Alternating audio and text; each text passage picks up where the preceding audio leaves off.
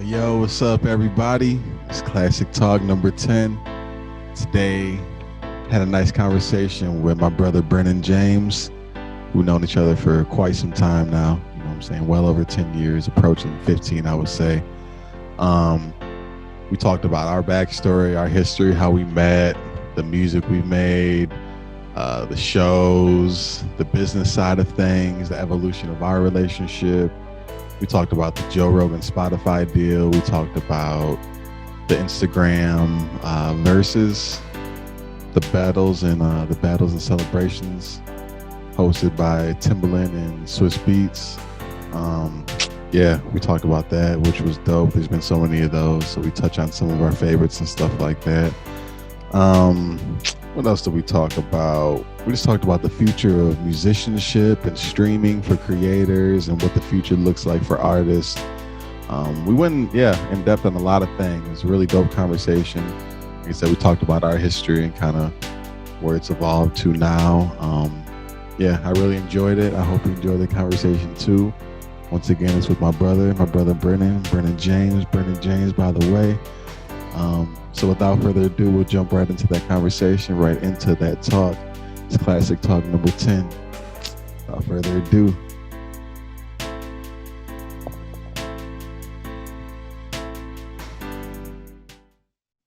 Test 1 2 3. Test 1 2 3. Brennon James, my brother. Welcome to Classic Talk number whatever it is. This is my brother. Actually introduce yourself. Let them know who's Brennon. What does Brennon do? What does Brennon love to do? Like, where you at? Well, hello. I'm Brennon James. As Classik said, we go way back. We're like brothers. Probably like 10, 12 years in it now? Yeah, maybe closer to 15. I think I met you in like 08. 08, 07, 08, really, 07, actually. I think, yeah. Yeah, I was 17 still. You and Husk passed me a blunt. That changed my life. Because that was like the third time I smoked, but the first time I got high. Really? And I remember it because I was Corey's like designated driver because he was like, I'm about to go to the stew. I'm probably gonna get high if you want to drive. And he was like, unless you want to smoke. And I was like, nah, I'm not gonna be smoking or nothing. I'll just drive you. As soon as I got in there, folded to peer pressure immediately, smelled the weed. I was like, I'll hit it once. Was you with Fifth too? Was it you three that time, or was that the first time we recorded? I think I Ain't Paying For It. It was just me and Corey. And wait, what? That was like the first record we recorded? That I was there for. I think before that, you and Tree had recorded like Midwest Invasion. Probably like we had some songs laid back, like a whole bunch of like a tapes worth of shit. Really, yeah. But I think it was like that was like way back in the chat mic era. We was all like still rapping on chat mics and like trial versions of like not even Pro Tools yet, at least on our end. You had Pro Tools. Mm-hmm. You was the first person with Pro Tools, a booth, and like all the shit. Like I've been to home studios before, but she was the first person that like showed me like, okay, so this is what it's like going into to be recorded. Like this is your interface, and I was like, oh shit, because like we was just plugging into the fucking audio input on our shit, and like, why don't it sound crispy? We had socks over our microphones and shit.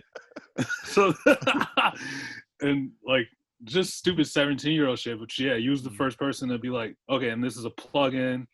Okay, your shit don't sound crispy because you guys aren't mixing it. You guys, we was just recording over top of the MP3 and then being like, all right, how's that sound? It sounds shitty. Record it again. One taking shit. Like we didn't know how to punch in, nothing. One take ab. That was the whole thing. Yeah. So I Ain't Paying For It then. That was the first record we recorded together then. Me, you, Tree. Who else was on that? Fifth. Was Fifth on there? No, Huska. Yeah.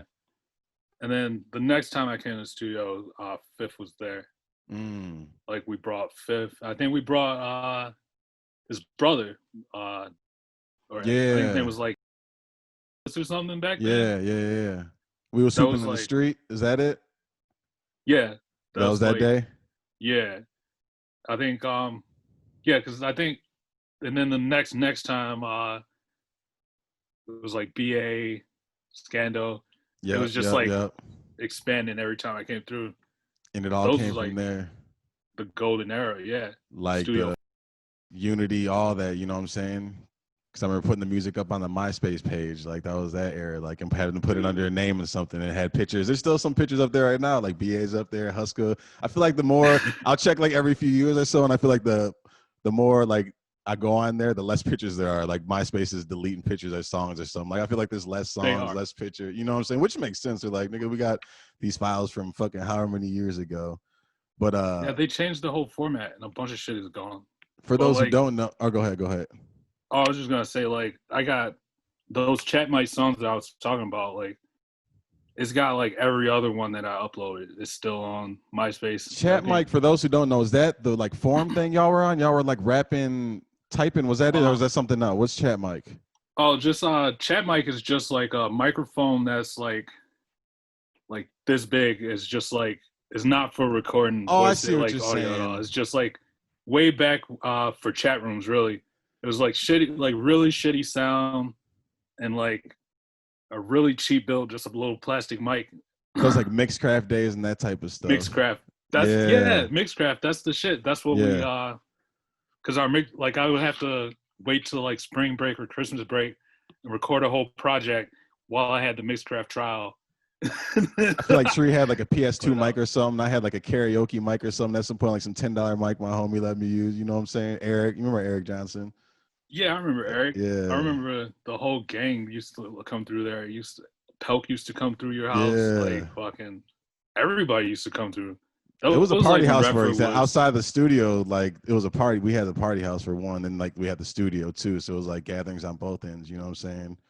hell yeah. I remember like this like the in party freestyles and shit, like from back then and shit. You said the what party freestyles? Like the in party freestyles, like we'd be Mm. in the booth, but the party would be going on. Yeah, they'd be That outside the used to room. We'd be be in the room. yeah. That used to like make champions. Cause if you didn't want if you didn't want 20,000 people from Redford to hear your flow, then you shouldn't go in the booth and drop it. I remember like Corey saying that. It's like Speaking of Corey, for those who don't know, one of our brother Corey, aka Tree's in like, yeah. So he said first time he met, he came with him, you know what I'm saying? Like, and me and Tree was making music. Cause me and Kyle, his older brother, you know what I'm saying? We was kind of the same age. So like he kind of introduced me and Tree, you know what I'm saying? Me and Corey. And then said he produced some beat or whatever, sent it to us, and then like it came from there, and then we linked up, and then that came from there. Then Fifth got involved, Husker, all of us, like it kind of all around the same time, and it formed all that, and that led to all the shows and like you know what I'm saying, brotherhoods, like you know what I'm saying, road trips, like going on houseboats even together, you know what I'm saying, like all that shit. Even just like I feel like the small business era, like Unity pretty much launched like the idea that you can just like do whatever you want to do and start your own like just pursue it, start your own business, invest your money towards it, and just do it for yourself instead of like waiting around to like get a deal to get in the studio. Because that's 100%. what like most of the rappers in our township, or even most of the rappers at that time, like now it's a lot different. Back then, nobody was getting in the studio unless they either A had one of those like jank ass like drug dealer deals, like you know, and drug dealers like buy a studio and then they'll put the whole block on, Yep. and then maybe one nigga can really rap. One pop or So something. those are the only people getting studio time, and then people with like semi-legit deals, like they might be on the back burner for Def Jam or some shit, and nobody believed that they were signed, but they would just be in the studio just cooking up shit. Like that was Big Sean's deal for a long time. Like we heard he got signed to Kanye, and then we was like, well, I don't see him with Ye a lot. And then eventually he crossed that barrier. Now the world knows him as a good music artist. And we saw But his yeah, come like up really, like from the we saw speaking of Tree doing shows with them. We saw him, Mike posing, the Wiz Khalifa, that '09 era. Like, you know what I'm saying? Like they was like it's every one crazy of to them. think. Like, but yeah, it was do it yourself, studio time, everything. Shows, we're booking shows, we're meeting with the owners of the venues. Like, you know what I'm saying? I look back, I'm like, damn, that was like it kind of all just came out of not out of nowhere, but just like it's cool how it evolved, you know what I'm saying? And Yeah. Even yeah. like bringing your own DJ, like you was ahead of like most people. If the venue had a DJ and a sound system, that's what you just had to rock with. Mm. And you and Huska and Tricky got ahead of it. Was like, no, we bring our own. Like our shit needs to sound consistent everywhere we go. Then you guys start bringing your own DJ to every one of the shows. And I and would say everybody Turkey else. got shout out to Turkey, Husker's brother, older brother. I would say he's the one that got us into the shows with the THC shit. Like I remember, I think he would DJ at bars at his whatever he would manage or whatever. I don't know what he's doing at the bars, but he had the end. You know what I'm saying? So you remember like Yeah, the yeah, Three Nicks, the whiskey, like yeah, those ones before the Bullfrog, all that yeah. shit. Like you know what I'm saying? Those are like kind of we were learning the ropes, and then we get to the Bullfrog, and now we're meeting the owners, and now we're talking percentages off the bar and door money offer. You know what I'm saying? Like working out deals and Talk all this about shit. talk about the like that when you like you pretty much ran the bullfrog for like 2-3 summers. Something like that, yeah. Yeah, like talk about that. It's like that's not a lot of people don't know how that happened and how legendary that shit was. Like for somebody like we were saying, doing it ourselves, starting your own shit from your room to running like every week. You was in charge of the talent for like 3 summers, right? Mm-hmm. Like booking all the shows. Mm-hmm. Like I don't think people know like how much of a headache that had to be. No, it was cool. It was natural, I guess. It was just what it was. I was just adapting with the times. It wasn't like conscious effort. It kind of like I said, I kind of led into that with the shows. Tricky was booking for us first, like the Three Nicks, and then once we got to the Bullfrog, I guess maybe I had more of a sense of things, and then naturally we're meeting with the owners because they're liking the return they're getting. They're liking how we're packing that bitch out. Like you know what I'm saying? Like I see, they're I like, see. okay, we're making money off the bar. We're making this bitch is packed every show. You know what I'm saying? So they're talking to me now, like basically like now I'm in direct connect with like what was her name, Jim and Lisa. You know what I'm saying? A couple. They're a married couple. They own that bitch. Like so now I'm having meetings with them behind the scenes and coming up with different ideas and different shows. And then I came with the whole $2 Tuesdays concept. So we're running that every Tuesday and It's doing a lot of different bars events like sold. that. And then just putting all the homies that we knew from the city, you know what I'm saying, from Redford, from Detroit, you know what I'm saying? For those who don't know, me and Brennon are, I would say we both represent both Detroit, Redford, you know what I'm saying? Yeah. Like I would say they're both just as big as part, you know, part of my life. Like they're, and it's both right there. So I mean like, but experiencing both, but yeah, man, just getting with the owners and then talking, like I said, business, like, okay, you guys are bringing in bar sales. And we're like, okay, so give us X, 5-10% off your bar sales, whatever profit you make tonight. So they would print the receipts out, you know what I'm saying? Show us whatever it was from the bartenders. And then we got all the doors. So if it's $5-10 at the door, that goes to all of us. So it was 4 of us. Usually it was THC, me, Tree, Husker, and then Tricky, the DJ. So we split it 4 ways, you know what I'm saying? If there's a show with just us 3, we split it 3 ways, you know what I'm saying? Whatever it was. And then, like I said, just book everybody we knew and just like curate it, do the graphic work, do the promotion, do the, you know what I'm saying? But naturally, there wasn't much promotion behind it because we had like the city, we had Redford behind us, we had like, you know what I'm saying, a lot of niggas that were in their own little cliques behind us, you know what I'm saying? We're Yeah. all like unified in a sense, like really. So it's like it was really natural, and I learned a lot from it looking back, and like I see how good music, and then I mean good music overall, how if you're consistent with that, how you can generate people who fuck with you and like literally become fans of you, will come to every show and buy the t-shirts we're printing. That's another thing, printing shirts. What I'm wearing now, it's like I'm printing it, you know what I'm saying? Like back then Yeah.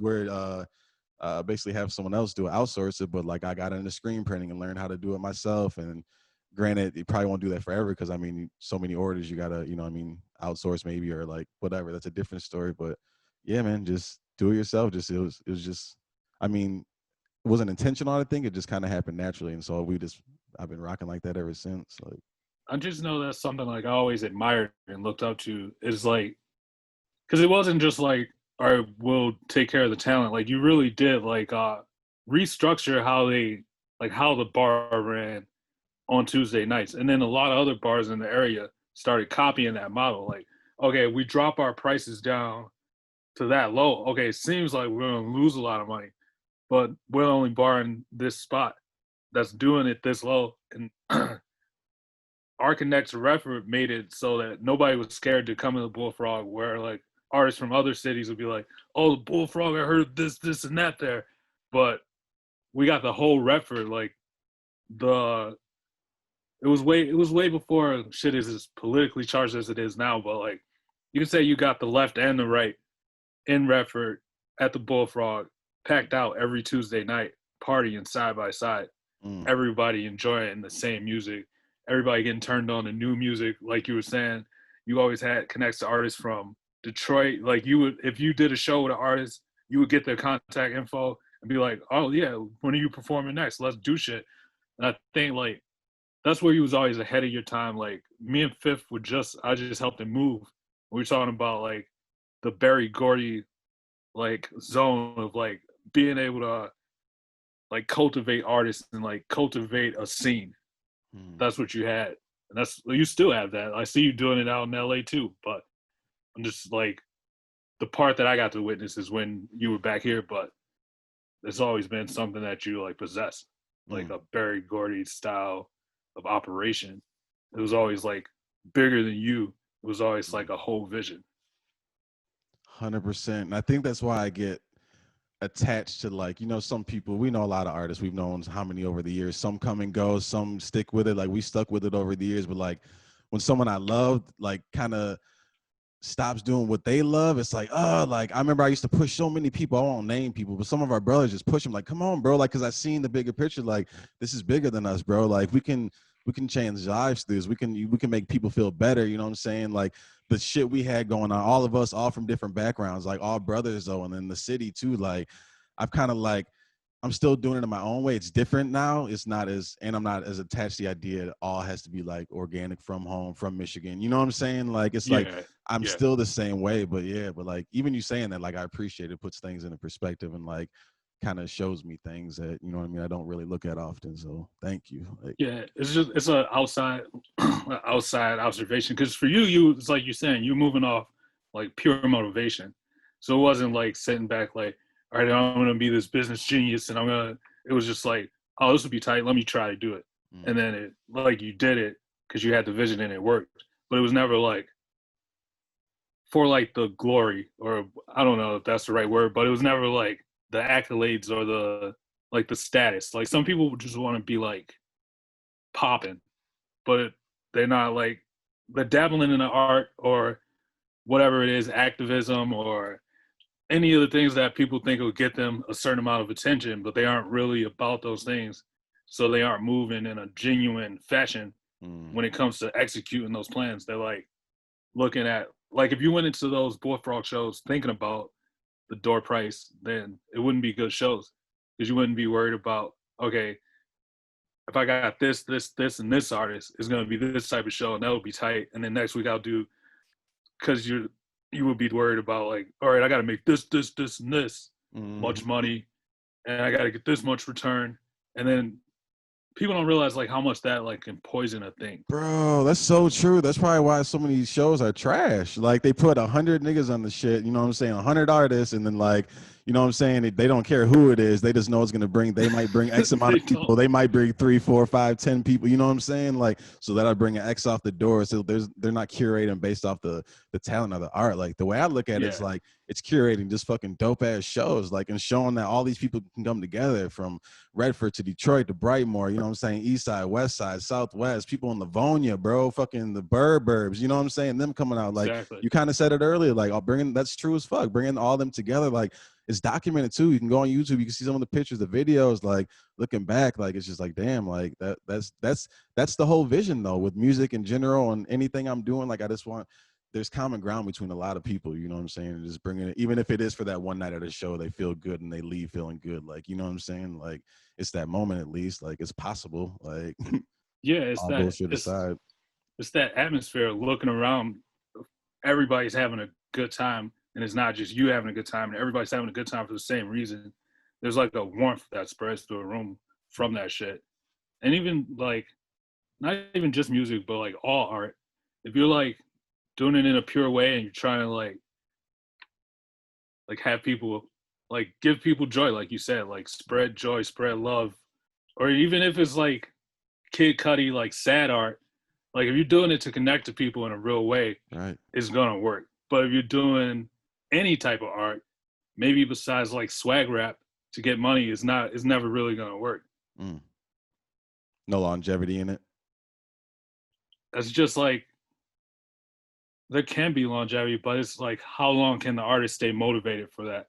Because like once you get the money or once you get the clout or the recognition, Mm. it's like a demotivator. It's like that much less drive to go and do it again, to go out and kill. You got to be a lion every time you execute. But the more content you get, the more comfortable you get, the harder it is to like have that get up and go. Like when you like are genuinely just like I'm making this type of music because this is the type of music I want to hear, and I want people like me want to hear this type of music, and I want to get it to them. That's like the pure motivation versus like, Mm, how do I get a dollar out of everybody's pocket? right. Because And if I think I learned go a ahead, go ahead. lot in this last year, like just like working with like shows and like film and shit. Is pretty much it runs with the same parallels. Like you can run into all the same traps, like the same like there can be like gritty people who are like saying they want to help, but they just really want to get a piece of the pie. And then there's like genuine people who really want to like contribute stuff. You can run into all the same shit in music as all the other shit, really, if it's not genuine. Speaking of film, this is a random side note, but do you ever? I know we've probably talked about it before, but like, you ever think about dabbling out here ever, like, or at least testing it out, coming out here, see what's up, like? Yeah, yeah. So like my goal is to either move to California or New York. But my thing with it is when I do it, I want to be like at a certain level. Like the level I'm at right now, there's probably if there's I don't know 30 million people in America, there's probably at least 14 million at this skill level. Like just off rip. Or maybe not 14 million because that's like half, but there's probably 5 or 6 million people at this skill level that I'm at. Right, right, So if right. I can get to like in the 15 mil, like 1,500,000 in that top percentile, then I'll move to LA because that's where like the That's a cream of the very crop goes. interesting, yeah, interesting. Yeah, I see exactly what you're saying. Get to But a like, certain caliber and then you go attack. Like, all right, now I'm ready for war. Now I'm going. You know what I'm saying? Like, yeah. um, I would say though, like a nice 3 to 5 day little come here just to say what up. Like, Oh, that, you yeah, I know, could do that I would say that because anytime. I'm I have down for another that. friend who's like in the film back in Michigan, back in Detroit, and well, he's from Saginaw, but lives in Detroit now. But yeah, same thing. He just came out here just for a little bit, and maybe his plans to move here eventually too. You know what I'm saying? Like, Yeah. but I see you and the whole gang coming out here, all y'all, like Tyro, like you and the, you know what I'm saying? Like, that'd be crazy. Like, everyone has Yeah. I mean, different like ideas and goals and what they want to, where they want to be, and obviously, but like, I could see that's that. been like, that's been the plan probably since like, it sounds weird to even say it, but like 2011 is when we started the company. So probably like 2013 is when it was like, okay, we can do this in California. But like I was saying, like the more you go and the more you learn about the shit, like the more you start to see like, all right, where am I at? The more the technology changes, like 4K cameras come to cell Mm, phones, and then you're like, so what was pro level gets knocked back, and then you gotta make that climb again. But definitely, like I want to start making like trips to all the corners of America and start like building like a repertoire there. Like at least have people that I know. It sounds stupid, but like you always hear rappers talk about like checking in, but mm-hmm. that doesn't have to be like on some like gangster gang Some shit, street like so shit, you don't yeah. get killed.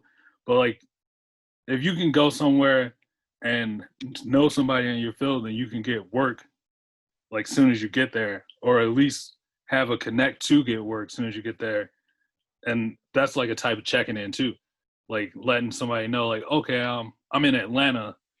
How many people do you know like shooting videos? How many people do you know need like crew, like somebody to fucking hold a boom mic or like fucking hold a reflector, the little shit that people don't want to do, but like that's how people pay bills. Like And you're that's planting the type of seeds that shit. way. You can plant seeds that way, as far as like, you know what I'm saying, go there doing exactly what you're talking about, and then you're planting seeds along the way. You know what I'm saying, whether it's relationships, someone who needs you for something, you know what I'm saying? Like, is this cutting out? I feel like I was hearing like a click noise.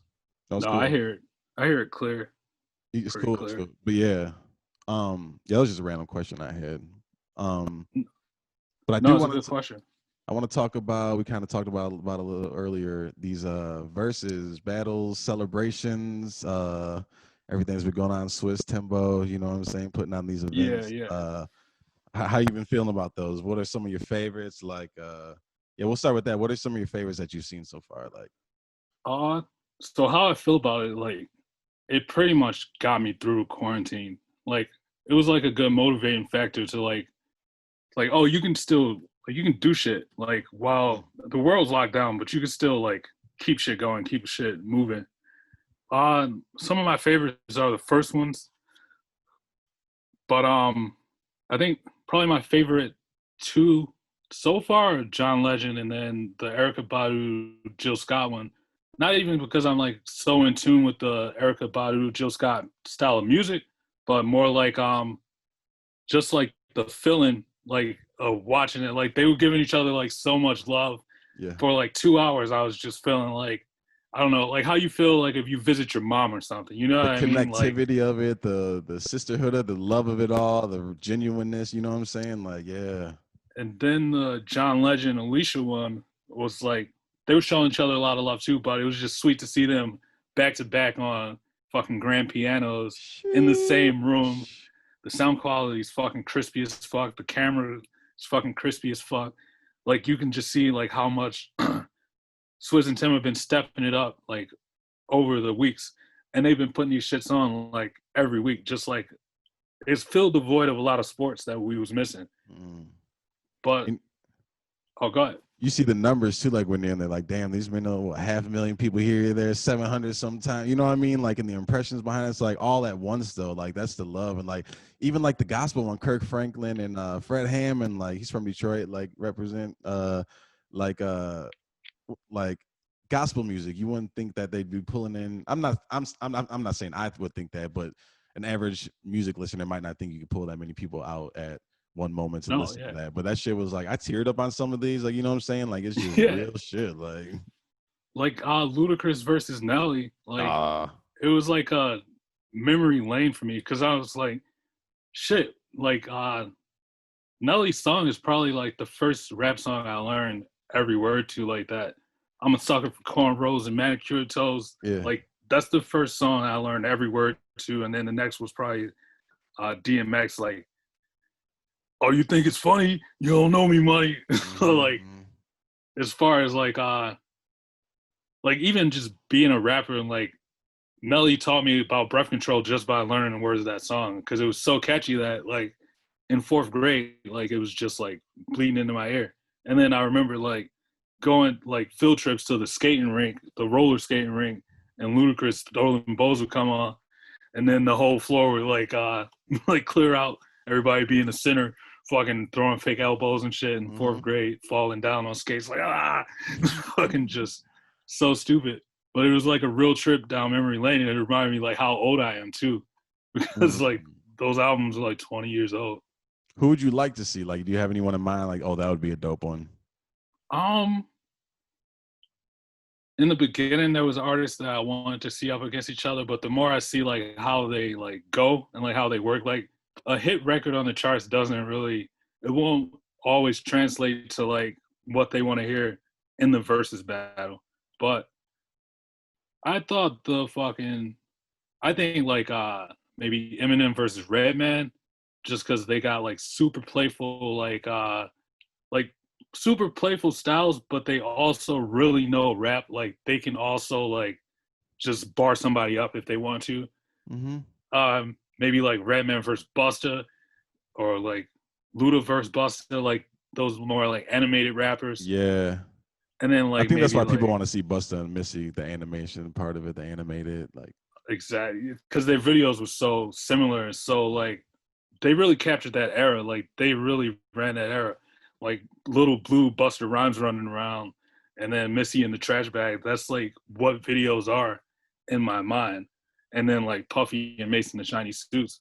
But like it was always a theatrical step up in the '90s versus like now videos is still like some people's videos are still over the top, and then other people's videos are just like them hanging out. mm-hmm. It's still all art, but like I do miss that production value that went into a Little The X video videos. back in the day. Yeah. I think Dre and Snoop would be dope back and forth. Just them going back and forth, back and Oh, forth. I never thought about like yeah, two people like on this in the same coast in the same era. That's yeah, I never thought about that. Who else would you like? Would you think would be bomb? Ooh. I would like to see Wayne with someone. I don't know who though off the top of my mind. Wayne versus Um, Drake. you say verse who? Versus Drake. Drake? Yeah. That would work. That'll work. I think Similar camp. Or I say similar camps. I mean, I don't know. I mean, they're the same camp, I guess. I don't know how that works, but yeah, that would actually work. But I would want someone more. I don't want to say seasoned in the sense of like records being produced, but like years and like, you know what I'm saying, who's been in it for yes, like yeah. time. Like Wayne's been here for some time.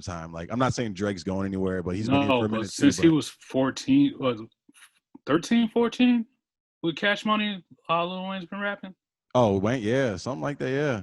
12, 13, 14, he's been around, yeah. Just So been yeah, since a child.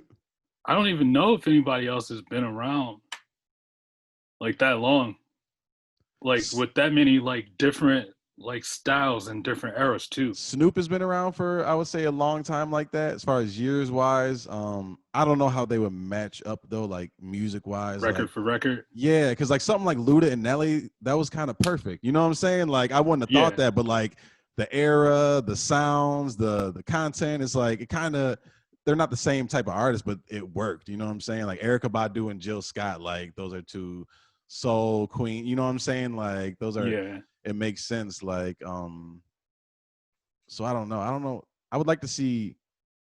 I mean, Ye, because he's one of my favorite, but I don't know with who. Once again, I guess these are people I'd like to see do it. I just don't know who to match him up with. Like, if I put some thought into it, like even Ti was someone dope because Ti's got records. Like, Oh, give me obviously one Ho, second. but yeah, go ahead. I gotta restart this camera real quick. Yeah, go ahead. Just 1 second. Fuck. For those who don't know, we're speaking of verses. Verzuz, I believe it's spelled. Timbaland, Swiss Beats.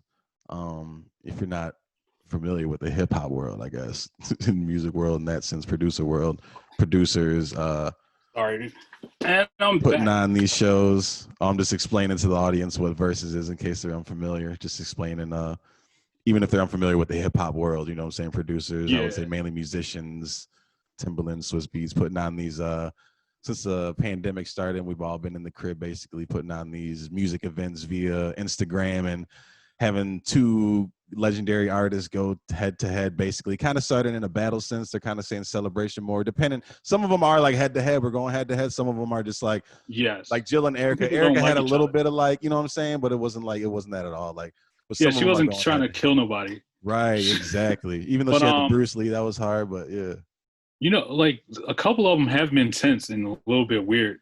Have you seen? Did you see the Sean Garrett versus The Dream? I had a feeling you're going to bring that up. That I think that might be like, there's probably some other ones I haven't seen. I know for sure I didn't see that one. I feel like I've seen clips and some of the like memes behind it, but like I'm not too familiar. But I feel like it, from my understanding, from what I've sensed, it seemed to be like some catastrophe, like just like There was like too drunk, too like yo tension behind them two, like beat yo kind of like, you know what I'm saying, like subtle kind of jabs. I'm like, it feels like, or yeah. am I right? It Or, seemed like like they were. It seemed like they were trying to play it at first, like be friendly, but then like the more like I guess it's hard for artists. Like I think it was better when it was just like the writers, because the writers like they let go of their ego a long time ago when they signed off to let somebody else sing their song. You know what I mean? mm-hmm. But like artists have like this like invested like no, my style is the style. This is the way it should be done. I'm the best. Get your shit out of here. And that's how like Sean Garrett was like really feeling himself, which is fine. But like then he dropped the record and then the audience wouldn't be feeling it. And so Mm. then it would just look like the Dream was just like King Dream. And he really is. His pen is like lethal as fuck. But Who I feel Dream you like talking about? yeah, the Yeah. American Dream. I know Sean Garrett's nickname is the Pen, but the Dream's nickname should be the Pen. But Mm-hmm. I feel like what was I gonna say? Oh, like the song choices, like some of them, like some of these artists that lost, they could have won if they would have like looked through their catalog more before the verses. Like Nelly and Luda, Nelly had way more records that he could have dropped on Luda that he never dropped, and he chose for like chose to go with like a couple unknowns and stuff. But it's a battle of the hits, so Luda Right. only played his hits, so it was like he was just hammering them over the head. That But I wins think because you have a broader audience, right? But then it goes between like, I mean, hits can have impact too, but there is kind of a difference between hits and impact. You know what I'm saying? Some, Yeah. especially like in hip hop and certain, I mean, I'm sure it's across any genre. You listen, some who are heavy in the country, like there's certain country records that are like, but like, I don't know, like, you know what I'm saying? Like, No, I know exactly what you're saying because there's like radio hits that the streets don't want to fucking hear at all, and then mm, there's like street hits that drop and nobody knows like the words to it because they wasn't right. in the streets at that time. And I think Nelly should have went more in the middle. Like he had a lot more like his personal faves, I would say, Right. instead of like you got to kind of have like that DJ DNA to be like, okay, like what? Let me check my crowd. What kind of shit is they on right now? Okay, what are they responding to when he drops his record? How they feeling it? Because in Are those, you're we gonna in have this two pop? different crowds mainly. You're gonna have the crowd who's not really too familiar. Then you have like the mainstream who just gonna know the hits, and they're gonna have the crowd who's there solely because they fuck with you, who are gonna know. So if you cater to both, kind of like you said, have that balance. Like I'm gonna play the hits, maybe majority hits, so it's a safer route. You know what I'm saying? In this scenario, Yeah, you know what I'm saying? Like going into voting and I guess shit like that. But like, it's just knowing when too. Like it's like looking for that combo because like a couple artists when I watched like if they had a major hit, like they'd drop it too early, or like they drop it too soon. Like they didn't have somebody on the side reading the comments either, because like and actually a couple people, like so many people worked on that song, yeah, for Usher, that has been in like so many fucking versus battles that I'm sick of it again. yeah, But like every person who worked on it, the comments would be like, drop yeah. And then it would be like right in the middle of the battle, and then they'd wait to the end, and people would be like, I was expecting it earlier. So like when you start expecting the song, it starts playing in your head already. So uh, then when it drops later than you wanted it to, it's like a disappointment or it's not the same energy. I feel like, but I I don't would know. I'm not. like picking back off the IG, like the verses, everything, like. Because like you said, it's a different form of entertainment, right? We weren't used to that. Wasn't really happening before. It's happening because of the pandemic and all that. Like seeing how we're kind of going back to whatever you want to call normal or whatever you want to call, like, how do you see, like, where do you see, like, not the evolution, but where do you see performances and like distribution and engaging with your audience? Do you see like this being something as well as obviously like impersonal, like in person performances? You know what I'm saying? Like, do you see like I people doing see. more Like, is digital there a future? performances, more streaming performances, more visual entertainment like this, or do you see it more fading away and getting just solely back to the venues and like So here's what I think. It all depends on what the labels do. 'Cause the labels have already been what I've been hearing. They've already been trying to fuck it up with like, oh no, you can't play all these songs on a versus battle and then not pay out distribution. And that's what happens. Companies, for people who don't know, companies usually come in and fuck up a good thing looking for money before it's time to look for the money. So like there's money in a versus battle, but you gotta let it grow and get big. And you gotta let the fucking artists play the songs that they made. It's not like I don't know, it's not like throwing it in a movie or a TV show and then nobody's getting paid. It's just a versus battle that's up for what, 24 hours, you know what I mean? a whole So other like if conversation is ownership. Like it, like some of these, I remember the Kurt Franklin and Fred Hammond one, bringing that one up again. Like someone, it was either in the comments or someone in the background was like, "Yo, play it. You own that song right there." But the fact he owned that one and not all the other ones, like, damn, like the fact these artists can be controlled with their own music that they put all the time, you know what I mean? Because they don't own yeah, it. Like, so someone can literally tell them, "You can't play your song." Like, it's like, yeah. damn, like Or you what, gotta call and get permission for your shit. That's like calling somebody else to get permission to pull your dick out. bro? Like it would be Like, retarded. that's a whole nother podcast probably, but that's a conversation we had too. But like, that's the direction I see the business going though, artists gaining more control. But now, because now it's like celebrating, you own your masters now. You hear artists, I bought my masters, but you know what I'm saying? It's like celebrated now. Like, That's I feel like it that's should the have been other like thing. that from the get-go. I feel like But artists wasn't always focused like that. If mm, like because a long time like digital streaming services really changed the way shit works. Because when labels used to take a major cut because they actually had to print up your CD. They actually had to package it. They actually had to pay to ship it to fucking all the Best Buys. So like when back then you could actually trace the money. Like okay, so it really went here. Okay, it really went to this billboard. Now they're just pressing upload fucking from a laptop at 3 a.m. Yeah. and your album drops. And there's no fucking billboards. You post your own fucking album cover, your own commercial from Instagram. Like that's what all the artists are doing. I found out like when Drake and Future drop, you find out on Twitter. Like it's not you don't drive down the street and see a billboard like, oh, Yeah. there's a new Drake album. Yep. But when streaming services came out and the model changed, the deductions from the artist cut still stayed the same. So the distributors are still taking as much money as they would have back when they was printing up CDs, and they aren't spending that much to put your shit out. They aren't spending anything really. Right. Think about it. Do you think I don't know how the business side of it works, but my guess is that do you think labels are in, say like Spotify Music, Apple Music, do you think labels are part of that and it's a way to make money off their legacy acts and off shit that's not gonna, you know what I mean? Like they own all this. Since they like restructured like all the shit in 2016, and it was supposed to be a big deal because it was like the labels talking about like they were going in to fight for the artists because the artists only getting pennies on the dollars from the streaming services, but they went in and just cut a deal that was good for the labels really. Like certain like Universal, I think they got a deal with Apple, and then like other people, like that's why you like in 2015 and shit, you would see like certain artists being like, oh, I'm signing the Apple exclusive. Like all my shit's only going there. I'm signing the title and all my shit's only going there. It's because the labels were like Lucian Grange and shit was like running all that.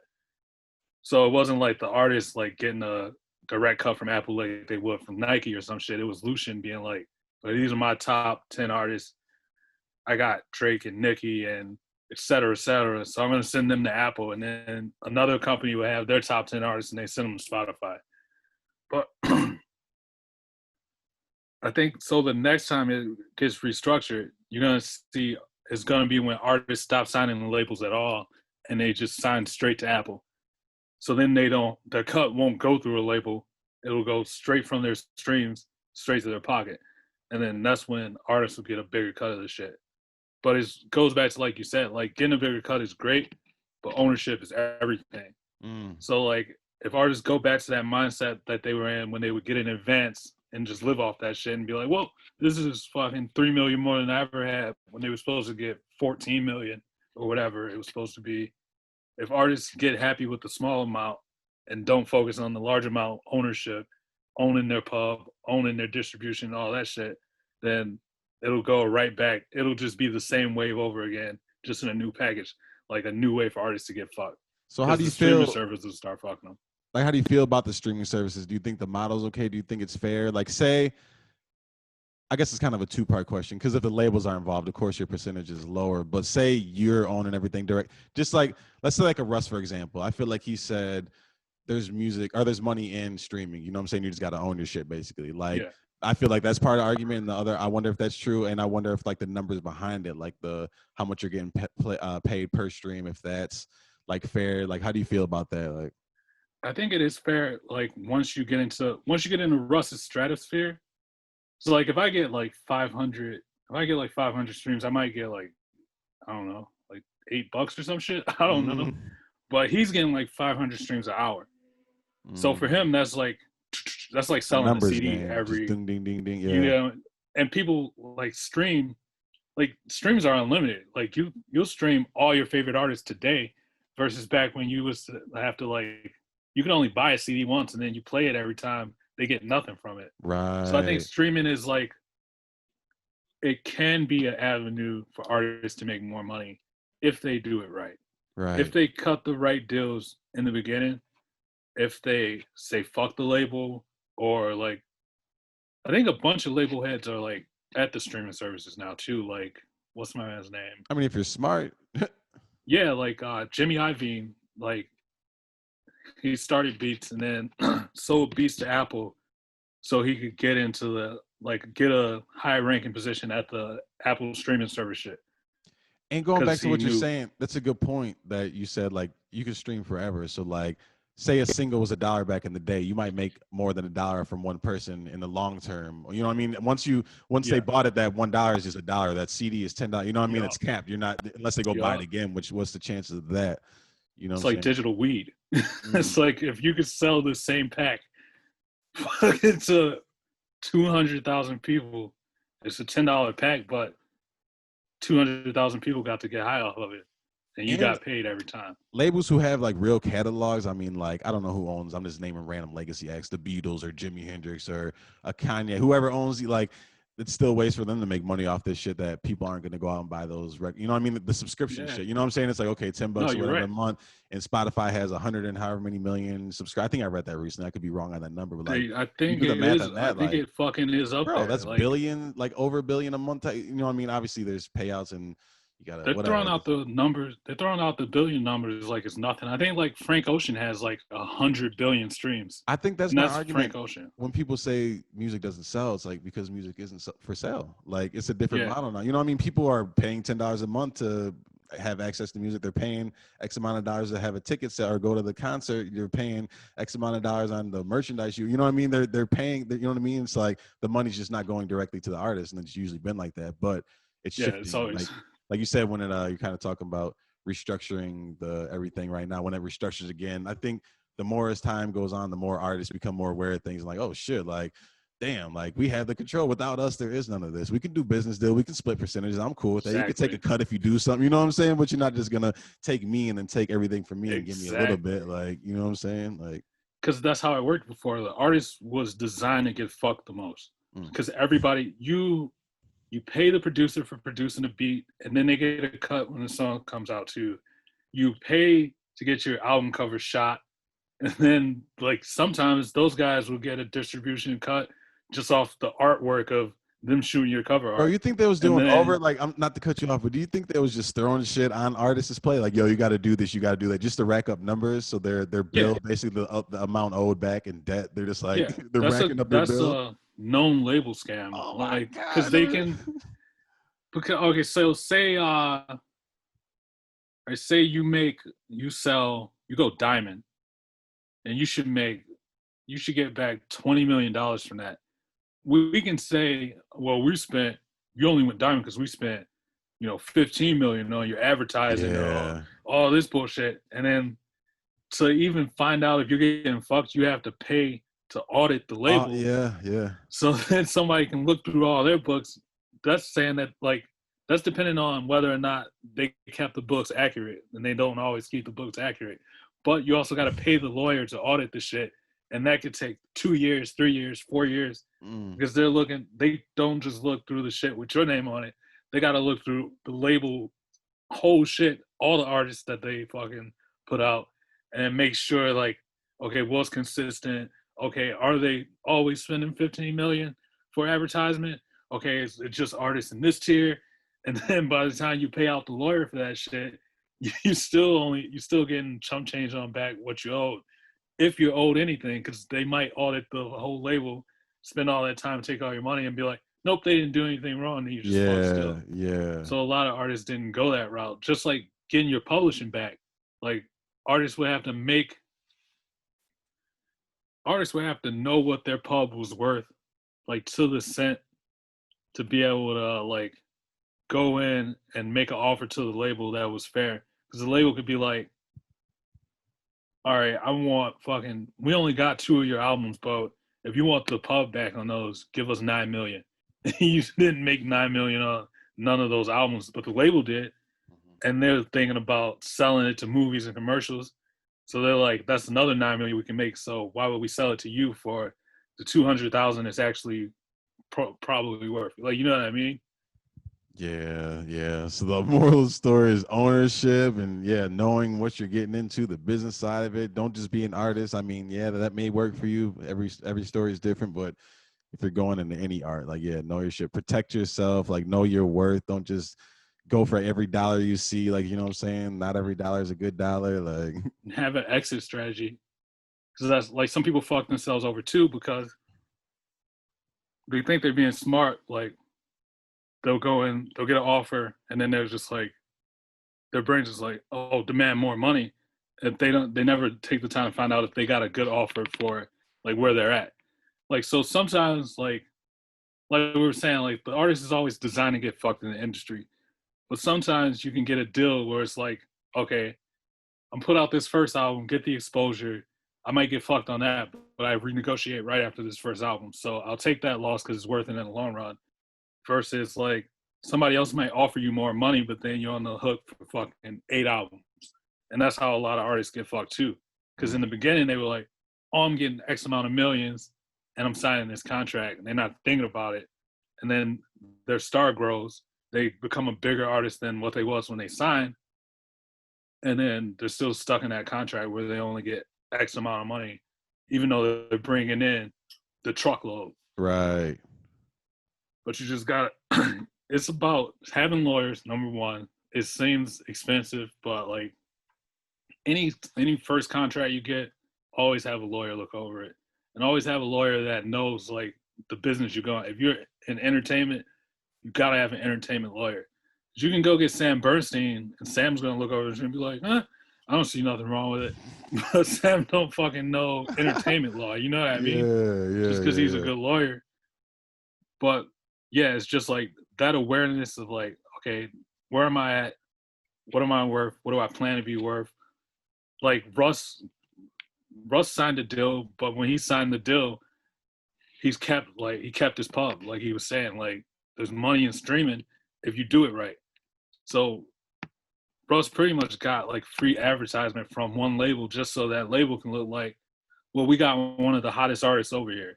It's almost worth it for them. It's like signing it's like if Nike signs an athlete, like they don't own that athlete's hooping abilities, but by that athlete being in-house at Nike, other athletes are gonna come to Nike and be like, this is where I want to be. Two things. And that's how Russ is.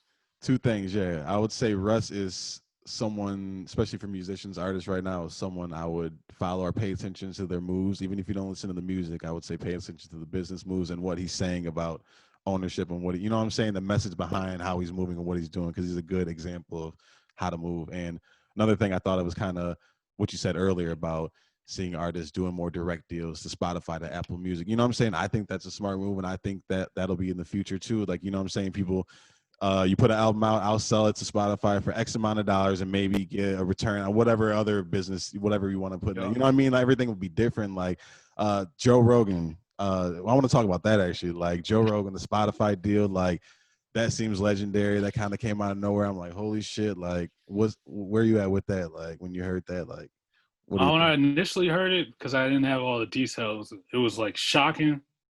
But like I know Rogan because I've been listening the last 10 years. I'm like, this is the one guy that's not doing something like for the cash grab. So if he has a deal with Spotify, then it has to be like everything's on his terms, or he would never sign the deal. Yep. And then like the next day the numbers came out, and then he made the post about like, no, I own everything. Mm-hmm. It's still mine. All the content is mine. I decide everything. This is a licensed deal. Like I'm giving them the exclusive license to air my shit. Still my shit.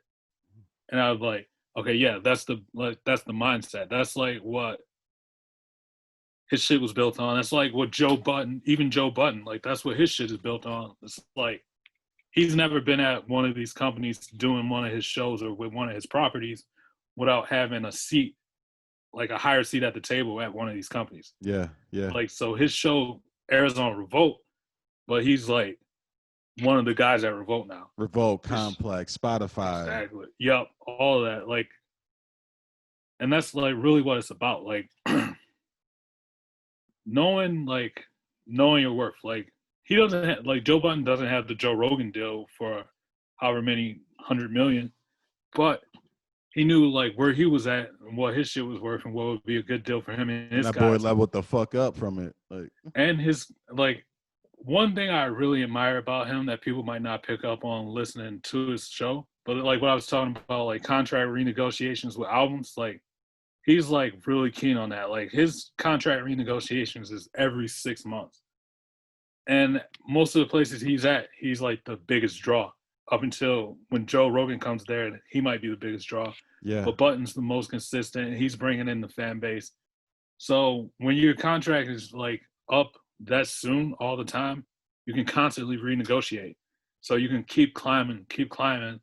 But like the people paying you also know what it's worth now because in the last 6 months you proved like, okay, our business was here, and in the next 6 months is here.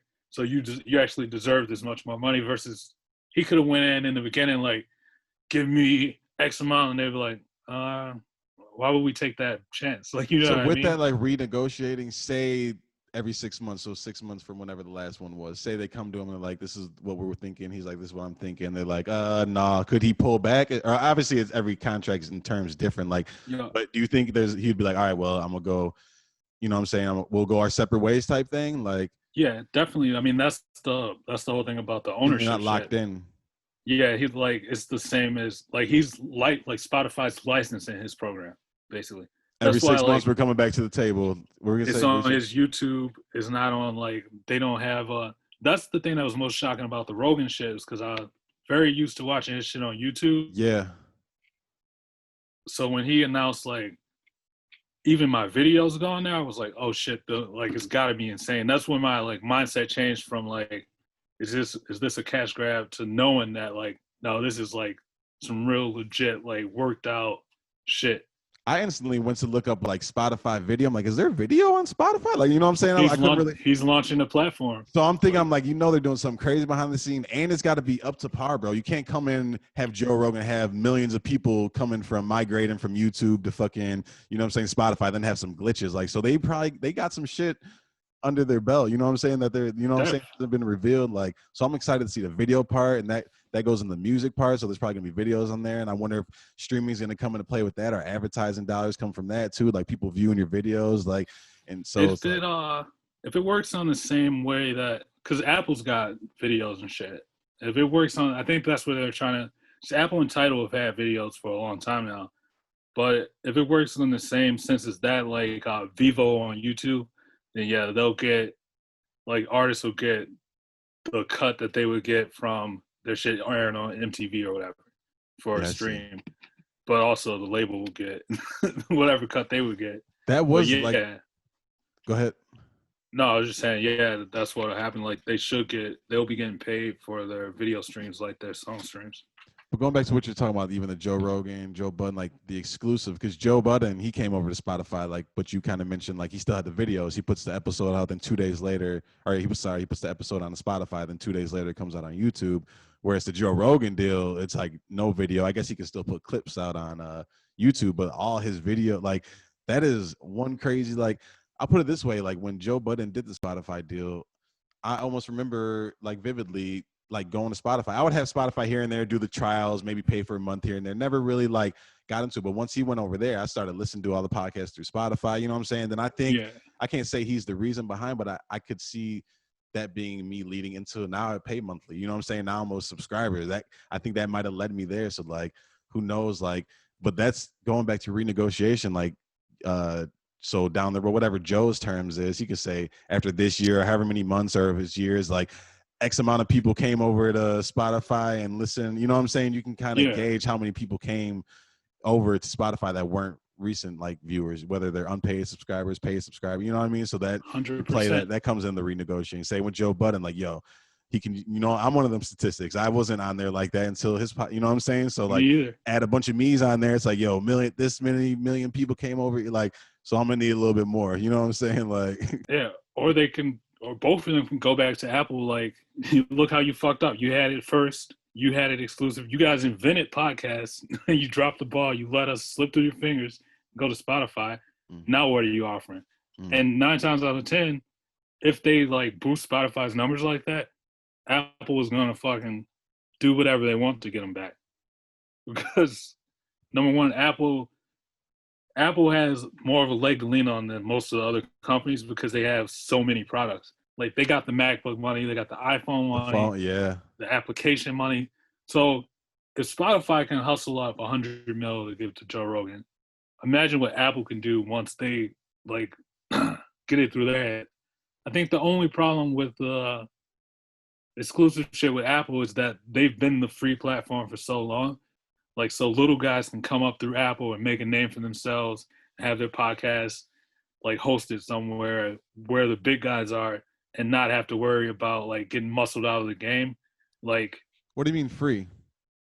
oh, like so like uploading your shit, like uploading a podcast to Apple Music is pretty much like not Apple Music, but to the Apple Podcast platform. It's pretty much free. Anybody can do it. Oh, okay, Like okay, okay. so, but like once they start handing out exclusive deals, like the pot gets smaller. I feel like because the guys that they're paying are gonna be like, Outrageous I don't want numbers. to be competing against one of your little your little free nobodies because they're getting 100 mil. Like you know what I mean? They're getting X amount of subscribers for free, and then like everybody who's getting fucking more than 100,000 subscribers a month is gonna be going to Apple. Like, well, how much am I worth? And then it's gonna start this like bidding war and this nitpicking war that'll probably tear podcasting apart. Really, if you think about it, Because of because the deals. nobody's gonna want to do it for free if they got like a certain amount of platform. Because right now, there's people with 100,000 subscribers who still like pretty much pay for their shit out of pocket. Like they get advertising deals like Nature Box or like I don't know that razor that what's that shit Manscaped. Manscaped. Hmm. Yeah, like those guys. It's like Nature Box and Manscaped are paying all the podcasters in the world. But pretty soon, like once people start feeling like, well, I need a piece of that Rogan pie, it's gonna start declining. I feel like, you know what I mean? Because they're gonna think their value is worth more than it may be at that time. Yeah, Well, and then then that'll weed people out who aren't doing it for the love, then, right? yeah, but it'll kind of tie Apple's hands because like some of those people they are gonna have to pay just to keep their platform, like because other streaming services will start popping up and paying X amount and like pulling away fucking podcasters from the Apple shit because of the exclusive, like people signing exclusivity deals is the danger in it. I feel like Mm. it's like when like I was talking about with like Title when Title versus Apple first started, and the artist was like, "Well, I'm only releasing my album on Title. I'm only releasing my album on Apple." Like it created this void of people in the middle who just didn't hear those albums because it was like, oh, I'm not fucking. I like this artist and I like this artist, but I'm not getting two streaming services. So it was just like, fuck it, I just won't listen to either one of those. That will probably happen with podcasts once like 100 different services start paying people and pulling them out. Like nobody's gonna subscribe to 100 different podcast apps. Like Oh, you'll I have, see. Yeah, yeah, yeah. you know what I mean? You'll have one, and then Damn, I that see what you're saying. whichever That's a one good wins point out. because there's so many different services, and doing them deals is going to spread everything out. So it's like there's going to be 10 artists here, 10 artists there, 10 art, Yup, and those 30 artists might be some of your favorite. You know what I'm saying? But you don't want to pay for this and pay for that and yup. pay for that and do this. Like, what do you think is a solution or like a better model or some sort of? Um, I don't know. It would have to become standardized. So like you know how on YouTube you get X amount of plays and then you automatically get a check from YouTube. Like if you hit like a million or some shit, like they have to pay you out. It would have to be like that for Apple and Spotify and Tidal. So then there would be like some kind of common ground. So like the guys who aren't getting paid would have it in their minds like, well, I'm not getting paid because I didn't hit like this number. You know what I mean? Or I'm not getting this many subscribers a month versus like because right now like a thousand actors have podcasts right now. Like So, they've so just been it's like popping up. set a number, whatever standard, whatever is agreed on from all artists, whatever across the board, and then Yup, that's just what it is. So if you're not making X amount, that's because you're not doing X amount. You're not bringing yup. X amount of views, X amount of. That makes sense. That's interesting. Yeah. Mm. Because right now, like Johnny Depp could start a podcast tomorrow and just off his name be like, "Well, I'm worth this much," and then, like, you know what I mean? Then what? You create this thing where somebody who's not famous might have a ton of podcast subscribers, and then they're like, "Oh, fuck that! How much did you just pay Johnny Depp? He hasn't That even kind made an of, I feel like episode." Joe Budden. Speaking of Joe Budden, Joe Rogan, I feel like Budden be making little jokes here and then. Like, I want that 100 million. You know what I'm saying? Where's my 100? You know what I'm saying? Now he's expecting that. Now if he doesn't get that, then what? Like, is he like? Now I think like as much as like as crazy as off the wall as Button might seem, I think he's really one of the people who's dialed in to like I was talking about earlier, like knowing like your actual like worth level, like some people think knowing your worth just means ask for the fucking moon. But I think Button's one of the people who knows 100% like, okay, I'm here, and then next year I could be here. So he's like Realistic. planning it like that.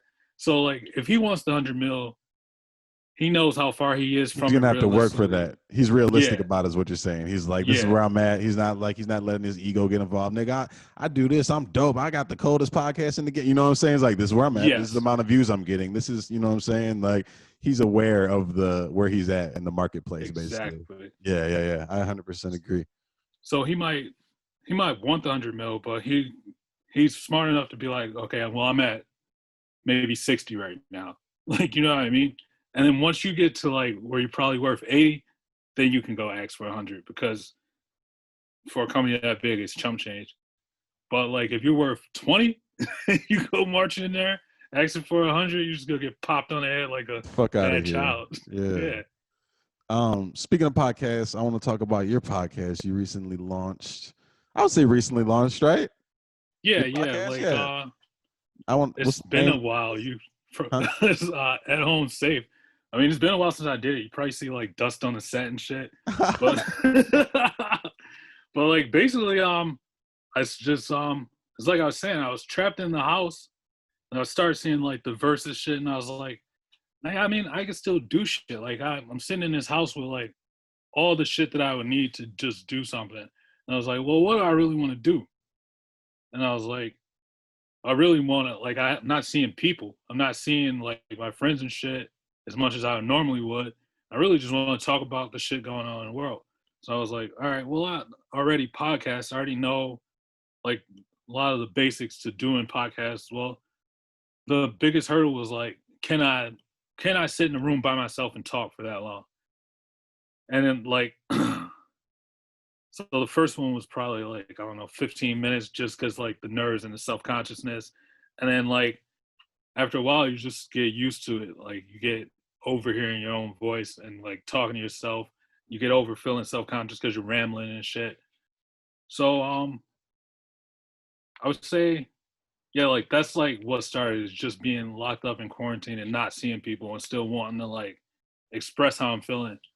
And then it like paused up because like the world started like falling apart and shit. And I just really didn't feel like putting out a bunch of like goofy content of me like talking about nothing. And I didn't really feel like jumping on cam and like going off about like police brutality and racism because like it would just be like my blood would start to boil. I was just like have a temper tantrum on camera. I wouldn't be able to articulate as well as like you need to when you're talking about shit this serious. So like just switch my attention from that to like let me work on Trail Masters. Let me fucking put the time into getting this out because if the world ends and I don't get this show out, then who am I really? What am I really? What have I Bro, been doing? Trail Masters, dope as fuck.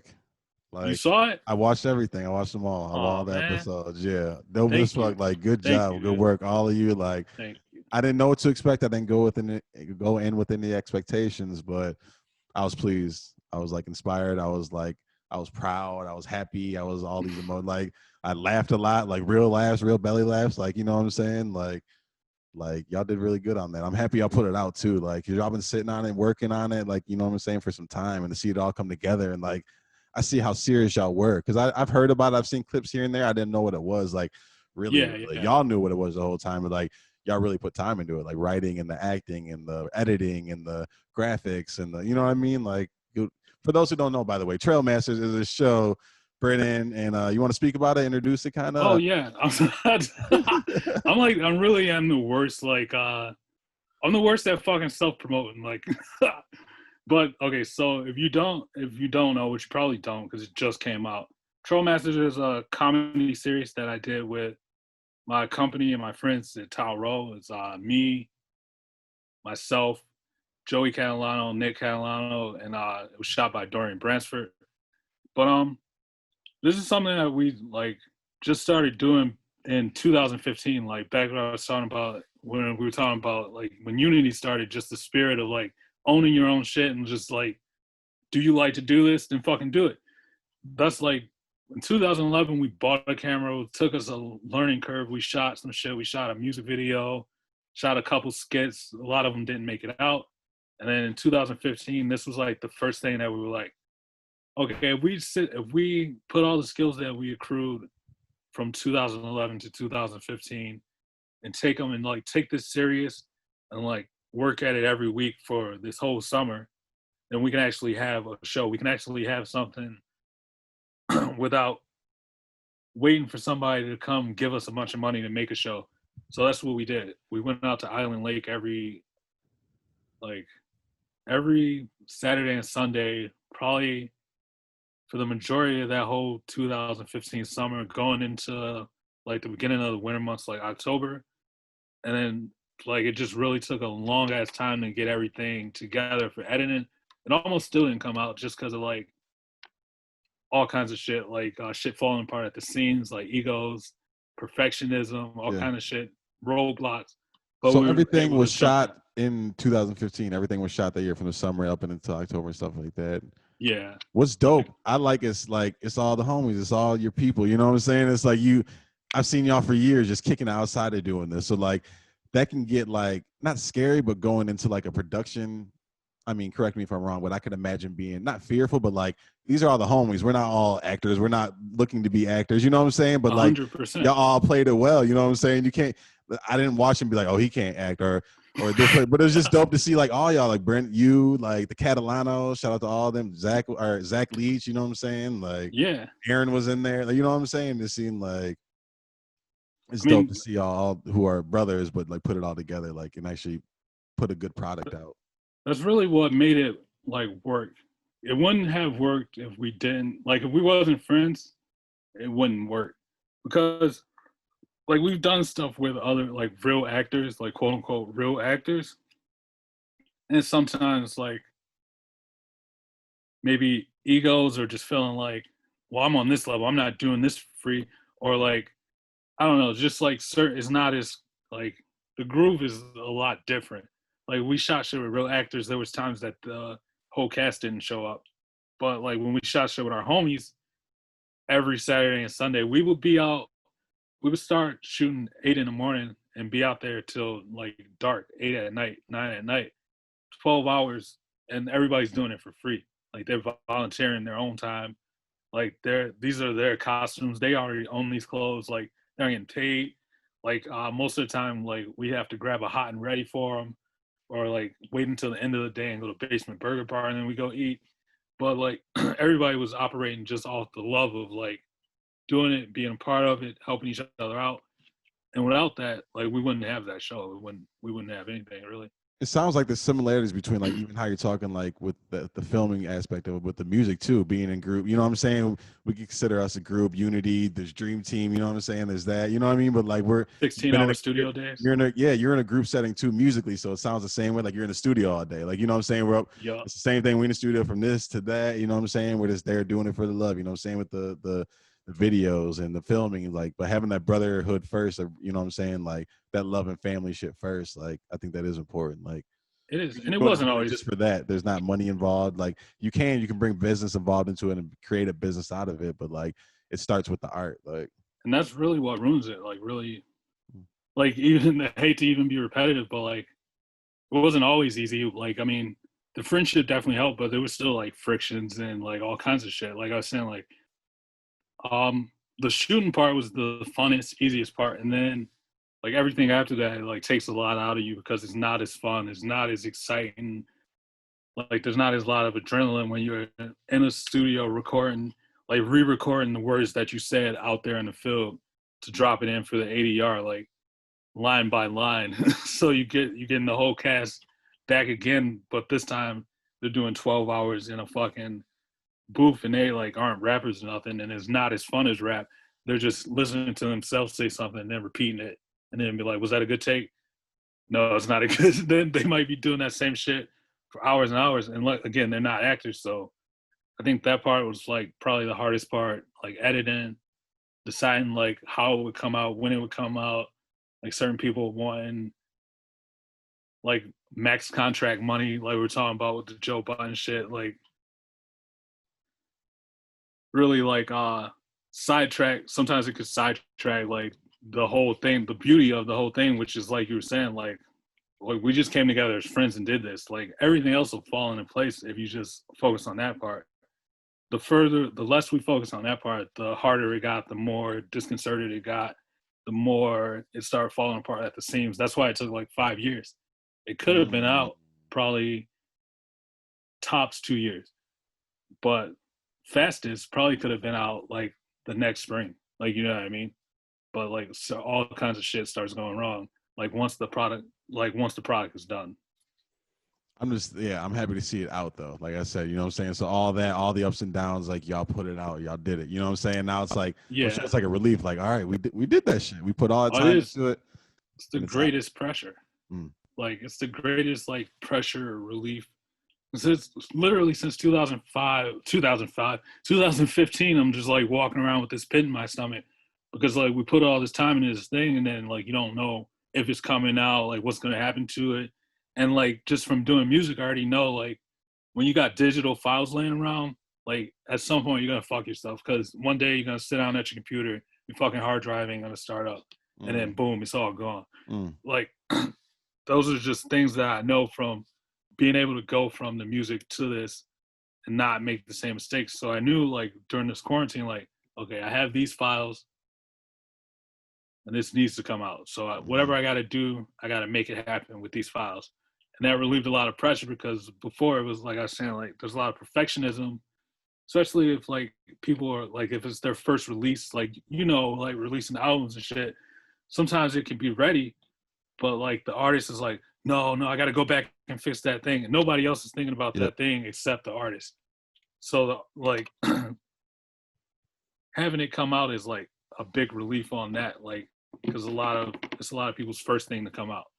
So now Mm. they've been through the experience, like they've worked on something, they've seen it through to completion. So next time it'll be easier, and next time it'll be easier, and hopefully it just keeps getting easier till it's like you don't even have to think about it. But the first one is always the hardest. Well, congratulations. It's out. Thanks, man. Trail Masters. If everyone, where's the main hub? Is it YouTube? Where's the main So place? it's The Facebook Watch. yep, it's really up to you. Like what we figured put it where it would be easiest for people to get to it. And I'll put a clip there So too. Maybe. Oh, go ahead. Go ahead. but so yeah, it's like it's on Facebook Watch. If you go to Taorho Pro, TAORHO PRO on Facebook, you'll find our page, and then you'll find the whole series listing. And then if you go on YouTube at YouTube or Taorho Studios YouTube, you'll see the whole series there. It's in 4K on YouTube, And and it's on whatever streams. I'll put the links in the descriptions. I'll put links to, you know what I mean, for Oh, Trail sweet. Masters, so people can just, if you're on YouTube right now, depending on where you're watching it, if you're on YouTube, it'll be there, so you can click the links. Trail Masters. Thanks, man. Yeah. Is there anything else you want to promote, or anything you want to tell the people, or what you're working on? Anything in the works, or that typical question? Oh yeah. Well, I mean, as far as there's more episodes of At Home Safe coming, like I'm gonna like talk about the police brutality and shit. I'm gonna talk about a lot of shit. Like now that it's like not like as hot in the streets as it was, like now I can feel comfortable like being back to my goofy self, like joking around and like having fun overall versus like the mood I was in before would just be like a very angry podcast. Mm-hmm. It would be no fun at all. This would be more balanced. You've had some time to process and feel things Yes. out, think about some things, and Yeah. And like, yeah, because you can go on Facebook and like read people's opinions and just get heated and be like, how the fuck can you think that? But like now I'm just like live and let live. Hopefully the cops will live and let live, fucking assholes. But no. And then now I'm like, so there's At Home Safe is what I'm working on. Getting back more into music. Like I started recording shit during quarantine. And I had some stuff I recorded before quarantine. Right now I'm just focusing on like trying to find the zone of like whatever the next project is, like an overall sound for it. Like you know how when like starting albums and projects and shit is really more like trying to capture like the zone, the mindset that the artist is in at that time. mm-hmm. So I'm just trying to like find the right sound to encompass like everything that I like feel for the last since the last project, like in those amount of years, like summarize everything that I've been through, everything I learned, everything I fucked up on, like all that shit, and hopefully come back with a product that like feels immersive and feels like you're getting to know me more. Mm, good, And good. then just more film shit. Like there's Tauro's got more shit coming. We got more skits. I think we're about to start on a short film. I don't want to talk too much because if it takes 5 years, I don't want to be like, look out next summer for Yeah. wait, next Yeah. summer. But yeah, it's just I'll take that like step by step as it goes. But I know I can turn an album around at least in a year. I Okay. feel like. But yeah, you can hold me to that. I'll say hopefully sooner, but you got to sit with it, live with it, and then you got to go through that perfectionism stage of like, oh, I don't like this part. I don't want to put that out, and then I got to get over it, and then I just put it out anyway. But If like, you ever need anything from me, let me know. Whatever that could be, a beat, it could be whatever, it could be whatever. That means I anything. want It to could be a be, year. yeah, I want a whole new, like, I want to go in a whole new direction. So like, I want to cook with, I want to cook with other artists and like get there. Like, you know what I mean? I want to have 3 producers like that I use the whole project. I don't want more than 13 songs. I want the same 3 producers, and I'll use those producers for like each zone that I go into, like that I want the album to encompass. So if I make X amount of love songs, I want to have one producer that I make love songs with. Make love. Nah, I separate those words, I but understand. Yeah, yeah, yeah. and then if I make like I don't know, I don't even know what like the rap categories are anymore. I feel like I'm getting so old now. Like Just make rap music. is Like all. make music. Like if we were to lock in, Yeah, like side note, like if speaking of California, if you ever need to not even just get away, wanna just go somewhere, like you got a place to crash, you might have to sleep on a blow up mattress or something. You know what I'm saying? But I'll like bring a tent. I don't. I'm just saying you got a place to stay, you got a place to create. So even if it's 3 days for 5 days, a week, maybe not longer than a week, no, but like, you know what I'm saying? But like for real, like I really mean that. Like keep that in Thanks, man. consideration. Whenever you're ready or ready, you just want to go away for a weekend, a few days, like we'll lock in. I'll show you, you know what I'm saying, parts around the city, we'll get inspiration, make some music. Like you might go home with more music. We might go home with music you never really, who knows? It's not the intention. The intention is the inspiration, just to feel something Just else out yeah, too. Like get that sunshine, get the vibe out here for a little bit. And so that's on the create. table. And then maybe a future interview will bring this clip back and be like, oh, remember that? And that led to this. And we made even if it's a song out of a project, whatever, like, you know what I'm Cut saying? to me Like, living in your house more than no. a week. What are you on? No, When's the no. next classic project dropping? Very good question. Let's see. Well, I told you this was coming out the first. This might, let's just say by time, what, let me think. When this releases, by time this releases, if not right before, I won't say project, but I'll say I'm gearing up. And we can speak more off camera, like, I got you. because like, I mean, I can reveal some stuff, but it's like, You we're, don't want to give yeah, out the sauce, yeah. yeah, exactly. But like, yeah, there's gears being shifted, and yeah, I'm excited. But yeah, yeah, yeah. I feel like it's like a feeling in the air when like before a project drops. Like when Corey used to drop those surprise projects, I would always have like a brief feeling of like, I wonder what some new treason would sound like. And then like a week later, it would just be out. Mm, And I feel like I just thought that about you. I feel like it's not coming in a week, obviously, but I feel like I know you're working. I mm, know you got some shit stewing up, and I'm like dying to hear like what the new Classik sounds like. mm. Like, because like I was saying, like these projects are like snapshots of where the artist is at. Like the more seasoned you get, like maybe not somebody's first project, because it'll just be like their whole life's worth of like abilities, like trying to showcase it. But the more projects people make, the more it's like personalized, more of a fingerprint.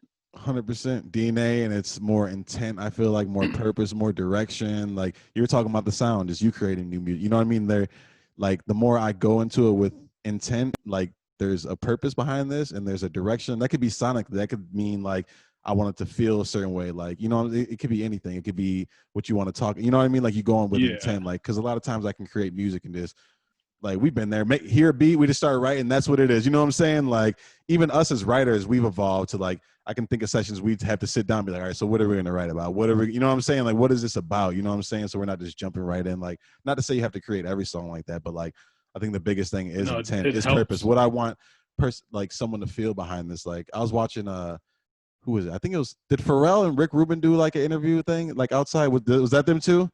Do you Yeah, know? I Oh, yeah. think they did a couple, but yeah, Yeah, I think it Rick was Rubin out and at Rick Pharrell Rubin. Yeah. But it on was for, Other Tone, I is that believe. the name of the show? I think that's Pharrell's interview Oh series. no, it was on Rick Rubin. You know how he'd be at the crib outside, like the backyard or Yeah. whatever. Like I think it was that. I think I could be mistaken. No, Regardless, yeah, it's the same place he interviewed Kendrick at, right? yep, Like, yep, or yep, yep. Kendrick and one or the other. But There's yeah, him also and another Pharrell. one with someone I heard of the group, Brockhampton, but one of the guys. Are you Yes. familiar with them? One of the guys from them. I'm not too familiar with everyone, but I watched that recently. Haven't heard of the guy, but like watched his interview with Rick Rubin. It was fucking incredible, really deep shit. But my point about Pharrell is he was talking about music and like he'll listen to some shit and kind of like what's it called when you reverse some like you reverse the process to kind of see what's that called, see how it was made, like reverse Oh, reverse engineer. yeah, he would do that with songs and he would figure out why a certain song makes him feel a certain way, how he's feeling when a certain record, you know what I'm saying? Because every song, one song might make you want to dance, one might have you really in your feelings thinking about some shit, one might make you feel primal aggression, you know what I mean? We have different moods and like feelings, so like tapping into like those feelings behind the records, like the intent behind it. Not saying I'm going in, I'm gonna make a record that everyone's gonna dance to. That's not what I'm saying. But like, if you're making the music and you're making say some production and it happens to be like you start moving to it, like okay, maybe that's the maybe you know what I mean. Like it's from inside out. Yeah, I it's want like, people to like yeah.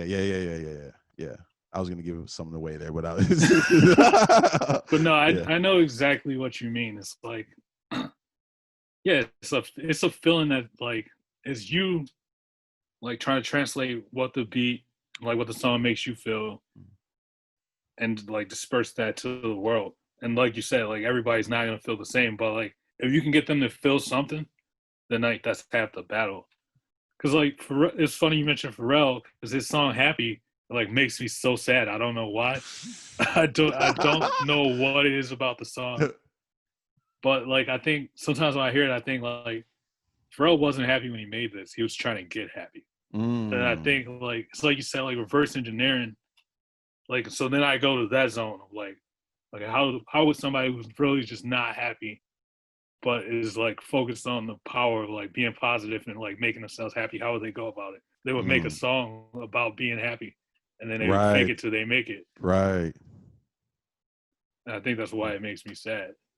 But speaking of Pharrell, Rick Rubin, random shout out to them, like Rick Rubin, his show, like shout out to the artists who are just and creators and people who are putting shows out, like even talk shows. And Rick Rubin, just the way he's it's almost like therapy sessions. I feel like when he's having these artists sit down with him for like, you know what I mean? Like he's like some wise like guru, almost like entity. You know what I'm saying? So like these artists really open up to them. You know what I'm saying? Like, but even other people like Charlemagne, Joe Budden, like you know what I'm saying? These real important figures right now who are not afraid to be vulnerable and emotional and show certain sides of emotion, like be uplifting too, and like be honest too, and be confrontational at points, be wrong and be accountable for your, you know what I mean? Like these are very important figures. We have Joe Rogan, you know what I mean? So like it's a very dope space we're in for creators, for musicians, to talk shows, to talk rate. Like it's all been around for a while. Music and then talk shows have been around forever. They're just in different mediums now. It's digital now. It just hasn't been this honest. It hasn't been maybe, I don't know when it's ever really been this honest. Maybe like in the early 90s when like Oprah and Jenny Jones was having like Klansmen come on and shit and talk to like black people and be like, why do you hate this person? Like that was like really honest and confrontational. But like then even like corporations got a hold of that and was like, how can we like how can we boost the ratings? Like how can we have Jerry Springer have a fight every episode? This is a random question, but I've been thinking about this. Like I was thinking about it today, like podcasts. I mean, there's different forms of podcasts. Like the podcasts I listen to are more long form. Speaking of Joe Rogan, Joe Budden, those are 2-3 hours easy every time. You know what I'm saying? Like, then you got some who are more direct, like 20 minutes, maybe concise to the point, 30 minutes, whatever. But like, what is it about podcasts that you think? I guess I'll tell you what I feel first, and I kind of want to see what you feel about it. Like, I think podcasts. I mean, there's different levels. Everyone likes stuff for different reasons, but like the ones I listen to, I wonder if it's like getting stimulating conversations you might not on an everyday basis. Like a Joe Rogan, a Joe Budden is like the homies kicking it. So I wonder if I get a sense of like I'm kicking it with the homie. You know what I'm saying? I wonder if there's like, I get it. you know what I mean, like the psyche behind it or whatever. Why? Like besides information, some are just information driven. Like this is happening in the world. This is just like a news. But I mean, like the long form talk shows, like the ones like Joe Rogan, Joe Budden. Why do you think those types of podcasts are so successful and connect with so many people? Like, Okay, so I think it's like 100% taps into what you just said about like when you listen to Joe Rogan, he's so expansive on so many different things that you might never think about, and he gets the experts to come in and talk to a regular person like him. So it's almost like being in a classroom without the rest of the class, without the lecture. It's just like somebody's having an open dialogue with somebody who knows the answers to shit, and they're asking all the dumb questions that I would ask, and they're not being inhibited about it being a dumb question. And like you said about Joe Budden, it really feels like being at the barbershop. It feels like being on the porch, like with five of the homies. You don't have shit to do for the next 5 hours, so y'all just kicking it. Somebody got something they cut, they sipping. Somebody rolling up. He's just talking shit about what's going on in the world, and it is like therapy because like a lot of laughs I get from the Joe Budden podcast. Like a lot of times, my anxiety might be high, and I throw on the JBP, and then I just feel it like. yeah, Or sometimes I don't know how to put something into words like that's going on in the world, or I don't know how like where I stand on it, and then I'll be listening to Joe Rogan, and then like somebody will touch on exactly how I feel, and I'm like, damn, that's it, that's how, and then I can like start. That's a launch point for my own theories and my own opinions and ideas right. based And on the it's like a shit. trusted source too, like a Joe Rogan. You know what I'm saying? You don't think he's with the flim flam. He's not with the bullshit from what I feel. You know what I'm saying? So it's like Yes. you might, like you said, not know what to feel about, not know what to feel, but like just be all over the place with something. Then you have someone you Yeah. kind of trust, like everything going on in the world right now. You know what I'm saying? Even with the pandemic, like how serious this thing is it serious? How, you know what I mean? Like I need someone who can talk to some, like you said, like experts. But like that's a perfect example. You're right about that though too. Like experts coming in and kind of dumbing it down. Like for example, I watch videos, animated videos. So if I want to know something, say stocks, for example, random thing. With stocks, I'll go watch animated videos first sometimes to like talk to me like a third or fourth grader. You know what I mean? Talk to me Yes. like a young child. Yes. How would you explain this to a young child? You know what I'm saying? Like, I think that's a good gateway into information and things you don't know. Like, you know what I'm saying? Like, Oh, good.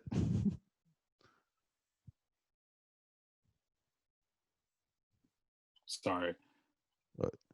You forget to press Uh, record?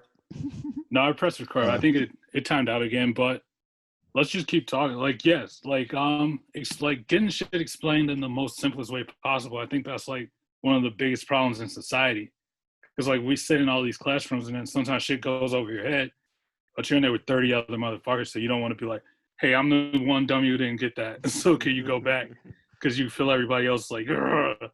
So then like there's whole chunks of shit that's just missing from a bunch of people's psyche in the whole like collective consciousness of society. So that's why like a bunch of arguments happen because like some people miss certain like key points of certain lessons, and then everybody has an opinion about something, or they think they got the whole lesson. So then they're speaking from what they think is the whole lesson, not knowing that they're missing a super important chunk of it. Right. That could be like the main thing.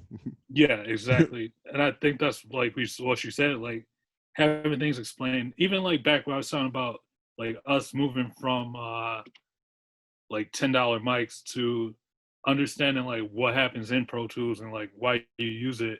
Like, because you explained it to us like in the way that a bunch of young rappers would get it, versus if like somebody who was at I don't know like an audio school would explain it, we would just be lost because we wouldn't know like Mm. what inputs and like what do you mean send it through there? Like where am I sending it? Who am I sending it to? Or like what's a plugin? What am I plugging in? Like there's certain shit that you just won't get unless somebody on your level can explain it to you, or at least somebody who's been on your level can explain it to you in a way that you're gonna The understand it. communication part. Like when you're speaking of that, I'm thinking of like Killer Mike or like Amanda Seals or someone like a Charlemagne. Even like, he, like they Killer Mike for a perfect example. He can explain shit just to me like we was just kicking it. Like we're kicking it right now. He can explain some complex political, like you know what I'm saying, shit that happened in slavery or shit that happened. You know what I mean? All sorts of shit that I might not understand or like how we got to where we are right now. But in a simple form where I can understand it's digestible. It's like I understand it. Like, you know what I'm saying? Because it's just like my brother talking to me, like kicking it to me. Like it's not over complicating things or putting in terminology I may not understand. You know what I'm saying? T.I., another good example, well educated brother, you know what I'm saying, with the good podcast. Like that's I don't know, I feel like we're in a good spot. Like we are. Because you listen to Amanda Seals? Oh yeah. Yeah, I fuck with her too. Yep. Like the podcast here and there, and just like social media. I like how outspoken she is, strong, just like powerful. Like she's powerful, like, and she just speaks.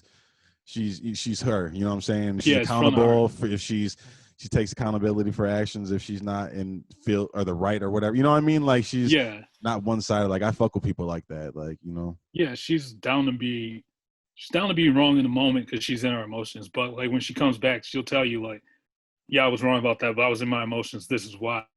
So then it's not just like sometimes people will just be dead wrong and then they'll just sit in it. Yeah. And then like you can't relate to them because you can't understand how they got there or why they want to stay wrong. But like we were saying about Joe Budden, Joe Rogan, like Amanda Seals, even T.I. about the shit with his daughter, Charlemagne, like all these people will come out and be like, yeah, maybe that wasn't correct. Maybe that was the wrong train of thought. I fucked up with this. Yeah. It was. I sat down with somebody and they made me see why.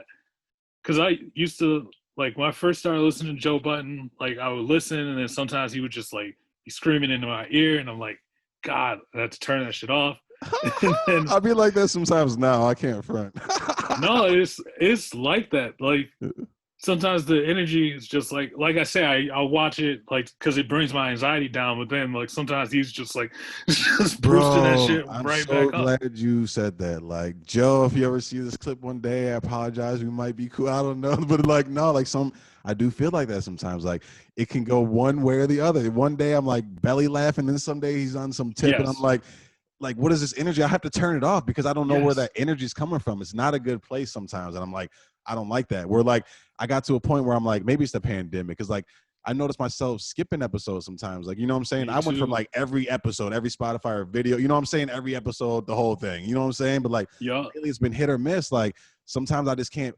And sometimes I feel like the putting people against each other and I start getting to the psyche of things. Like, where's this energy coming from? Sometimes I feel like it's negative or destructive or like divisive in some ways. You know what I mean? So like, I don't like that. Like, or like sometimes maybe he is privy to something that like we as a general public aren't privy to, but because he's not spending upon that, like it just seems like he's just like sending negative energies in somebody's direction. That's a true point. Reason. Maybe he does something. I think Roy be bringing that up, or sometimes they'll bring up like maybe there's something you know that we don't know. Industry you know insider information. That would make sense. You know what I'm saying? But even with the knowledge, I just don't like that energy, period. I don't either. From men and men to women and women to man, woman, whatever. Like when you try to like put something there, even if it is there, you're adding fuel to the fire in my eyes. You know what I'm saying? So even if it is something shit, like I like what you just said.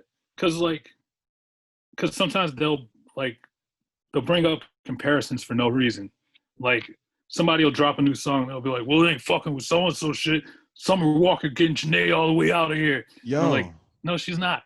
They're both two people doing their they're both two people doing their own thing completely separate from each other. They have nothing to do with each other. Probably not even thinking about each other. They aren't. But then like my beef with it is not that like he talks about it or he talks about it that way. It's the fallout. It's like the fans hitting the internet, like because the fans hit the internet with that shit, with that same negativity and perpetuate it and just make it grow and grow and grow and grow. So like that's pretty much how Nicki and Cardi started beefing. Like outside shit, like people just insisting like no, they don't like each other. And even no matter how many times that year that they started beefing, they came out 3 or 4 times like no, I don't have a problem with that person. That's my favorite artist. Like they did everything that an artist can do to try to like make that shit neutral. But then it benefits no one. it benefits no one but people who are getting like clicks or like some sort of money from this negative. You know what I mean? Like That's it the doesn't whole shit. like this power in numbers. If anything, they do a song together or something like, bro, out of this world. Like that. Maybe I'm just so like seeing people together. Not everyone has to fuck with each other, like each other. But if you don't like, if there's beef, whatever. You can't really control it. But if there's nothing and something's made out of nothing, and then it could ruin some shit. So I love the people who are rocking with each other, from men and women. The women who are, especially now, there's a lot of women rocking with each other. Like, you know what I'm saying? Cash out, like Meg, they all fuck with, like, they're fucking with each other. It's not like, and if someone tries to bring that energy in here, they're like, no, I'm not rocking with that. But like, I feel like there is an energy to it's man and women. But like going back to Joe, I just think part of his psyche or part of his brain, I think because the area he grew up in, like I think he just loves that beef shit. I think, you know what I'm saying? But yes, I think he just grew up. That's his hip hop. That's the world he came from. And you know what I'm saying? like, but that tri-state area, they're just it's an aggressive style. Yeah, and so he just love like two rappers going out. Oh, I love that shit. Who got the hardest bottle? Like, but I don't think it translates. Yeah, I don't think it translates well into what he's doing now though, because it's not. No, it because doesn't. It can really hinder careers, and it can like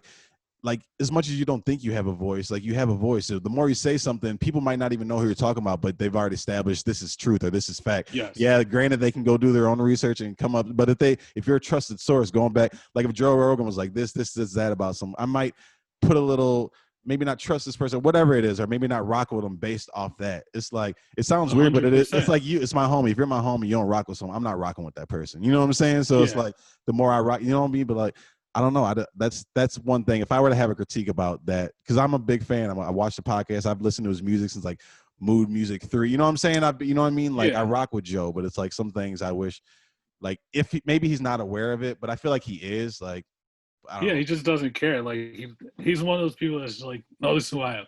Yeah. But it's like, especially like in rap, like with the street element still existing, I don't like any tensions being stirred up that's not direct between the two people. Yeah. Because somebody gets murked behind that shit, like Joe Budden's not gonna be the one to get shot. Like, you know, and you're sitting there adding this gasoline to the fire for no reason with this big ass audience. Like, you know what I'm saying? And like, people got like certain artists got armies in the street. Like they're still connected to like the drug dealers who put them on. Like we were talking about earlier, when rappers get those drug dealer deals because somebody sells a bunch of coke and funds their studio time. Some people are still under contract with those people, and some of those people got 100 shooters sitting outside, like at somebody's concert. Like when Lil Wayne's tour bus got shot up because he was beefing with Young Thug. Yeah, like shit really turns into real shit in rap. Yep. With people who are coming from nothing and will do anything to get it. Like something that seems just like words or clickbait or last week's podcast can turn into something fucking tragic. Yeah. Because there's power in words, and even if there's jokes behind, not everyone knows everything. But like but a lot of the time, I feel like there's seriousness behind it. Like, so it's like, yeah, if you're adding, that's the part I can't rock with. Like when he jokes on Eminem and shit, like he always finds a way to hate on shit. Yeah, he got a few of them, and I don't even want to bring it up because I don't want to add it. You know what I mean? Like I don't care. I can think and I thought of like this is how crazy I am, but I thought about like if I ever had the chance to speak to him, like, you know what I'm saying? I feel like I would explain these things, how I felt. And like, you know what I'm saying? That's why like, I'm saying it. And I feel like if you were to if you would want to talk about it, like there's a point where I was like, I'm going to like not build like some case against them, but just like build like a, like proof of how you're acting and how you are on video, how you are, like how your words are translating and how, you know what I'm saying? The effect it's having, like, even if his voice is going through your ears every week. It's like a person in your life now. So his energy is like imprinting. Mm-hmm. But yeah, like I think you should, like, if I ever did talk to him, I would bring this stuff up too. I'd be like, love the podcast, but why are you always so, like, why are you always angry? Why are you like always like going straight to shouting about nothing? I think it is the anger sometimes. I think it is like a lashing or projecting. I think if he's not in a good mood that day, I think it's coming out on his homies and whoever. Anybody's you'll hear them, they'll be like, oh, they catch a stray for no reason. Like it's a joke almost on the podcast. Yeah. Maul will be like, oh, he just caught a stray. Like, you know what I'm saying? Like, where'd that come from? Or like, so I think that energy, I think he brings his energy from the outside, whatever he's feeling that day, into the podcast. You know what I'm saying? And like, definitely. So if he's feeling like, I've noticed myself, you know what I'm saying? We're all human, you know what I'm saying? But like, you just got to be more aware of it. And like, especially if you do it 2 times a week, like you've done it hundreds of times. Like you got to know by now some of the effects. And sometimes he'll say some shit. He'll be like, the fans are on me about this or on me about that. I'm like, man, maybe you should listen to them. But then Yes, sometimes he'll be like, I hate my fans. I hate my fans. I'm like, you breed your fans. So whatever you're putting out there are the fans you're creating, kind of like. So if they're it coming at is. you negative and like amplifying this negative shit, like you were doing that. So you're attracting the people that like that same shit, that same energy. And like you said on social media, then they go on there and take it to there. And then, so you're breeding these kind of people. Like these are your minions almost. Like, Yeah, that's his army in the streets. But it's like, if you compare and contrast, not to compare like a black guy to a white guy, but like, you always hear Joe Rogan talk about like, never read the fucking comments, never like pay attention to what the internet's saying. And I think it's just 10 years in the game of knowing like how you are gonna act day to day when you read all those comments and then take all those random people's negative energy. Because some people are just on the internet trolling for the sake of trolling. and some of them like, aren't even real. Like literally. It's true, dude. You're right. Some of them are robots that just Literally. tweet rude, like are programmed to say something rude every X Off amount of hours. buzzwords or something. You know, I've noticed shit happen, and then I go on Twitter and then I'm reading. I'm like, that person. You go to their profile, 0 followers, literally activated just then and setting whatever. It's like, I don't know, American whatever flag. it is. Like, it can't be that hard to program some shit. I remember I was 13 programming some like crazy shit. Like, you know what I'm saying? We're in 2020. Like, there's programs out there. I'm almost positive that are like responding on. So you could be sitting there like literally fighting with like an artificial intelligence, like a robot, like someone who's designed to just respond to random things that they see on the internet. It's crazy. So like if anything from all this pandemic and all this shit going on, I've learned not to like, you can't really trust anything you read, really, unless it's like trusted sources, maybe. But even then, but like shit you read, like people flip flop. The news will say something this day, the next day is completely different. Like this one person will be standing behind this issue, then the next day they're not, and they're like, it's just everywhere. I'm like, you can't trust that shit, bro. Like, mm-mm. It's too much opinion based shit like going on in our world. Like the news used to have rules, like actual laws in the books, like of like the type of shit you can report on, like the type of information you can give when you report. And I think in like 91 or some shit, that law got wiped out.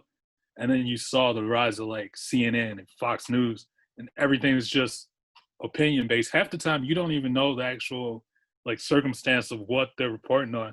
You just know the reporter's opinion about the shit. Mm-hmm. And then we live in a society where everybody's working so hard, or just like not like they don't want to focus on that shit. So they treat it like a TV dinner. Like, all right, either I can go and research all the facts and gather all this information on my own, come to my own educated opinion, or press the TV on. Fox News will give me my opinion. CNN will give me my opinion. Regurgitating, just take it in and spin. That's with social media, all that. The news, like people will just be arguing facts they don't even know. They just heard it somewhere. Like this is facts, bro. What the fuck? And they'll be heated too, like yelling, ready to go to war on something they haven't even researched. I'm probably guilty myself. I can say I am guilty myself. Like, oh, I am. You know what I'm saying? Just like, bro, I look some of my Facebook like memories, like shit that pop up. I'm like saying, like, what am I talking about? Like this heals this does that. Like I don't know that. One of the homies told me that, and I'm putting it on a status, and that's my belief now. That's how a lot of news is now. So a lot of shit, I'm just like, I gotta remove myself. Like, that's the smart choice. I think the real feeling is in the real world. Like the real truth is out here in the real world. It's not behind these screens. It's not behind avatars. Like if it were up to me, I wish there was more transparency on like users. Like you gotta have like a phone number or something connected to your account. Like there's some sort of transparency so people can't be out here all wild. Like, you know what I'm saying whatever they want with someone else's picture. Like, I don't know. Yeah, they're like, yeah, because I can create fucking 20 Twitter accounts right now, and nobody's gonna stop me. I can tweet all kinds of shit from all of them. I can be a Republican on 10 of them and be a fucking Democrat on another 10 of them, and argue with myself all day and get retweets. Like, bro. none of it's real. None of it matters. But the generation coming up now, they're 20 years old. This shit's been around their whole life. We grew up in a world where it premiered. Like one day there was no MySpace. And one day you went to school and somebody was like, do you got a MySpace? I'll make you one. We were kind of on the middle ground of a lot of technology. You're right, though. Now the kids now it's there. It's attached. It's a third limb. It's or whatever. You know what I'm saying? It's like they've had a phone in their hands since they were 2 because somebody was like, oh, he won't stop crying. Let him play Tetris. And then cell since that phones time came in a little bit later in our life. Like we had beepers and shit. And then before beepers was landlines and house phone. You know what I'm saying? Like, but like beepers were introduction. Right. I remember being a little kid with a little beeper, see-through beeper, but like But so we're kind of in the middle. So we're like half attached and half not. We get it. We get life without it, but we get it with. So we're like, depending on who you are, like me, I can see there's addictions with technology, stuff like that. I think, and being on things too much, maybe, and like, you know what I mean. But like you said, the kids now they're as soon as they're born, there's a tablet in front of their face. Like, you know what I'm saying? The screen. That's and that could be good as bad because a lot of these kids are advanced as fuck. Like my niece, like super fucking smart. I think I was a super dummy at like her age. You know what I'm saying? Like I'm talking to her like she's an adult. Like, but then like they'll be like socially awkward. I think that's why you see like a lot of sexual misconduct and shit, because like people aren't sharing those spaces like they used to with like the opposite sex. Like we probably grew up the same, where like whoever lives on your block, boys and girls, everybody grows up together, everybody plays together. Then a certain age, like 15, the girls start hanging out on their own, boys start hanging out on their own. Now kids, they just grow up in a virtual chat, like checking Facebook statuses and posting Instagrams. So they they have like a star idolization of regular people. So like versus having a crush on a girl because you see her every day in class, now you have a crush on a girl because you see her every day posting on your fucking Instagram. So now when you see her in real life, it's like they're like socially behind. Virtual reality. Then they don't know how to act in the real one. Like in the real world, yeah, it's like virtual reality. Kind of like I was watching Avatar last night, kind of fell asleep. But like Avatar, the movie Avatar, I think you would like it. I think there's some deeper shit within the meaning. Like I remember I saw it probably when it first came out. I think it said 2009. So whenever I saw it years ago, I remember watching it and be like, damn, there's deeper, and like kind of applying what I think the whole metaphor is. And like even watching it last night, I fell asleep, but I want to like finish it because like there's some like deeper shit in there about people taking over things and people being controlled and people not being the real. I don't know. Like, I don't want to speak too much about it and sound like a dummy. Like, that's not what that movie's about. But like, there's some. I think that's the good thing about movies. What, the interpretation? Yeah, like the whole.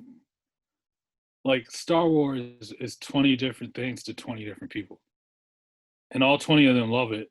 And then there's 20 different things to 20 other people, and all 20 of them hate it, all because they think it represents something else. Same with music. Like, yeah, even more so, I feel like this music is like a dream state versus like a movie is like everything's right there. So I can lead the dog. But like music can be like I'm saying one thing, I mean another thing, and I'm in a whole nother emotional pocket. So it's like the laws of reality are bent in music, I feel like. I like that. I gotta watch Avatar then. Yeah, I would watch it. I only saw Blue People, I think, and I was just like, that.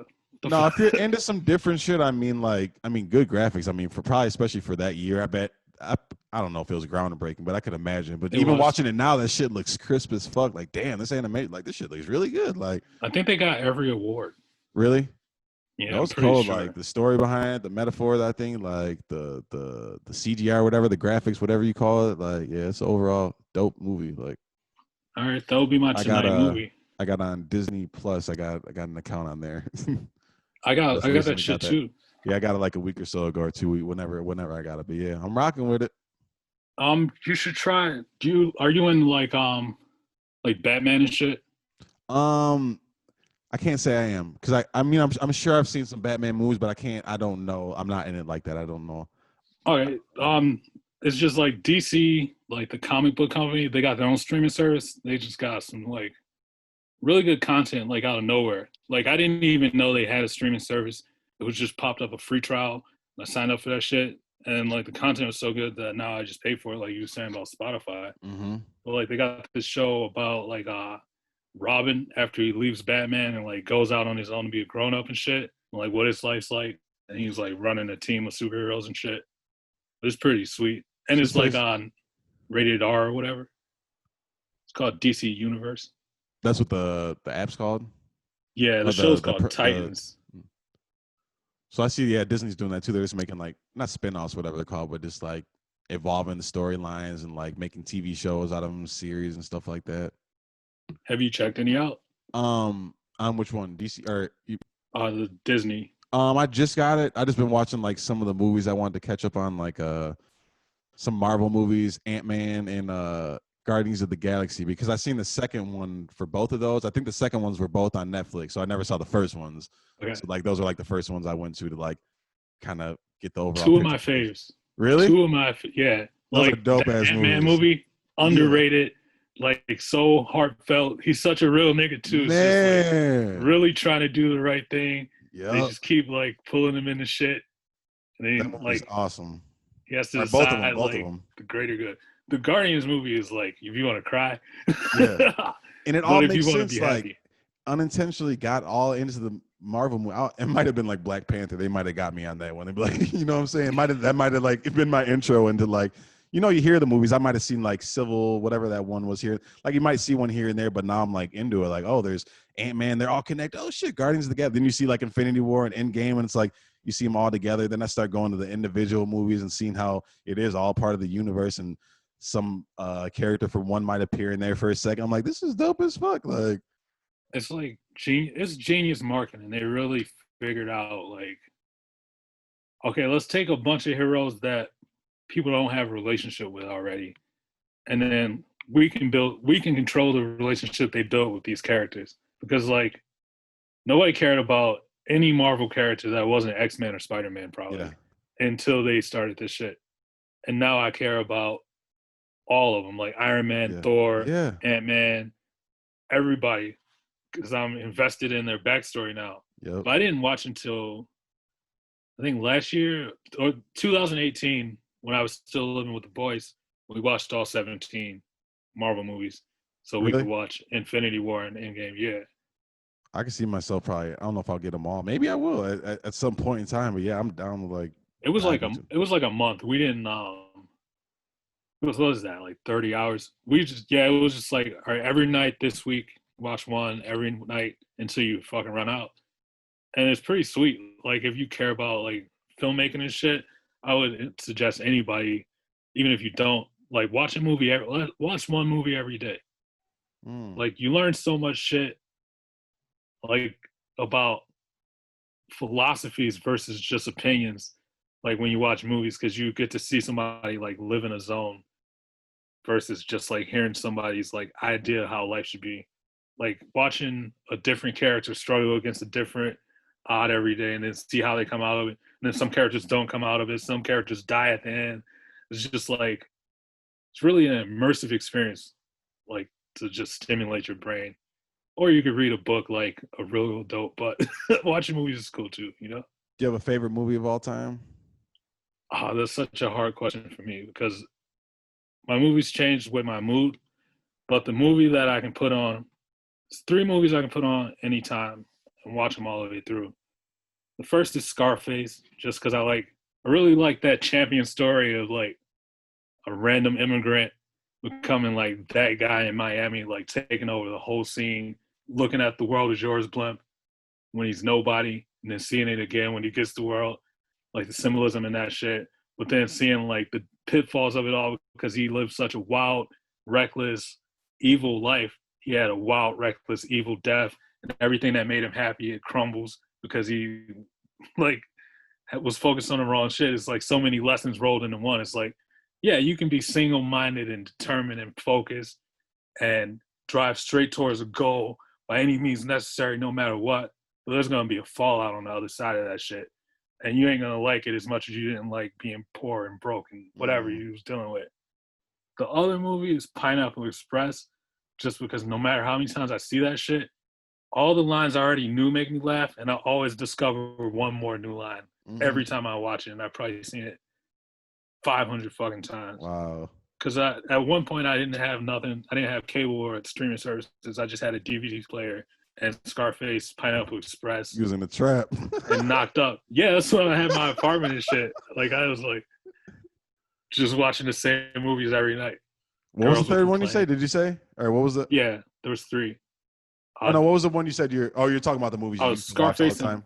Scarface and Pineapple Express. But yeah, those are two of my favorites. The third one was this movie called Inherent Vice.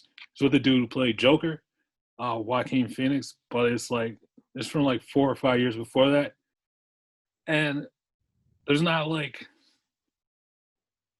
it's really just like a visually a treat the story and the plot is amazing, and his acting is amazing. But like all the camera settings, like all the colors on screen, like the close-ups they decide to use, and like the zoom ins and shit, like everything is just like visually like so unique but so pleasing. It's like when you find a new candy you didn't know that you was gonna You know love. what's interesting about these three movies? Like they kind of, I'm not gonna say they sum you up, but like they're you. Like, okay, Scarface is like you got that side. I'm not gonna say mob boss from the or not even mob boss, but you know what I'm saying, it came from this to that. But the Yeah, yeah, gangster side of it, like you, that warfare, that militant, like the gangster side of it, like that's part of you.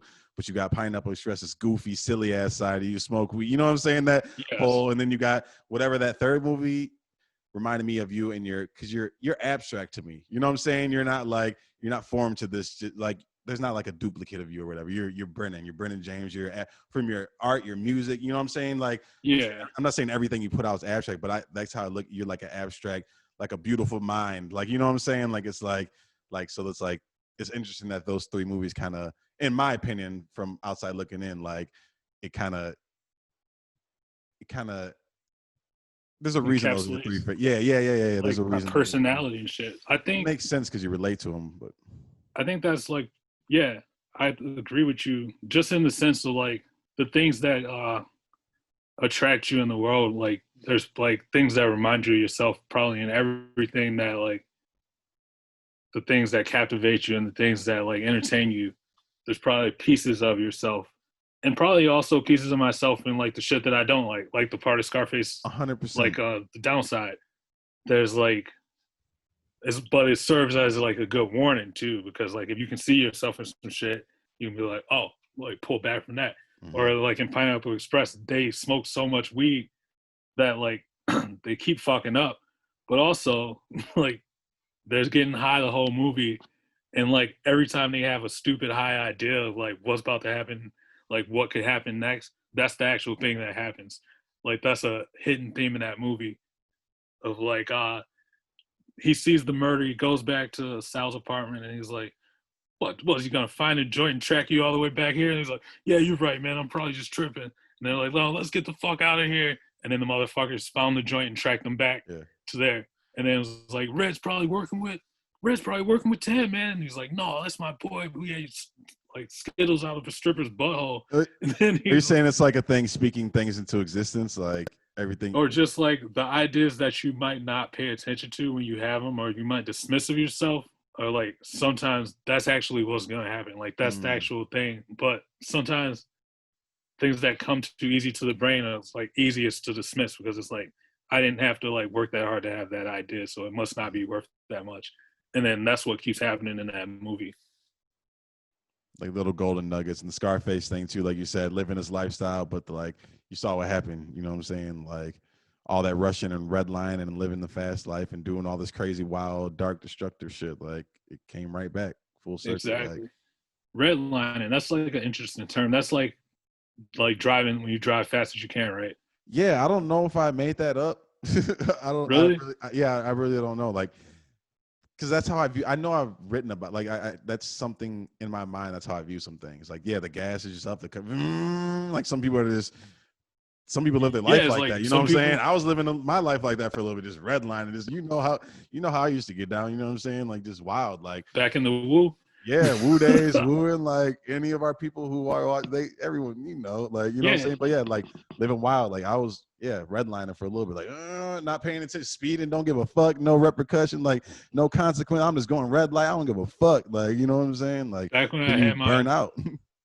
back when I had my apartment, like we were probably drinking every night. Bro. Just like we'll like celebrate nothing, but just like fuck it, it's something to do. Fuck it, meet me at the Rhino. Exactly. Fucking, well, they got dollar beers. Oh, who's got dollar beers tomorrow? And then that you just fall into that trap. And then next thing you know, if you don't like jump out of that shit or like get pushed out of that shit, it's 10 years later and you're Yeah. still like, where's the dollar beers? Yeah, that's what I'm saying. Like, and nothing against anyone in that lifestyle still, but like I had to remove myself, and I don't want to say evolve from that because I don't want to make it seem like it's better than. But you know what I'm No, saying? it's I just, had to grow it's out of not that. your Like path. it It's wasn't like not. you know what I'm saying. Like all the Some people, partying. Like yeah, some getting people into can make the trouble. most out of that. Like I out of learned, like and I wouldn't take it back. Shoot. me either. Like because I needed to get that out of my system. Mm-hmm. Because the way I think about it is, I don't plan for success or none of that shit. But if I get it, I wouldn't want to get swept off my feet either.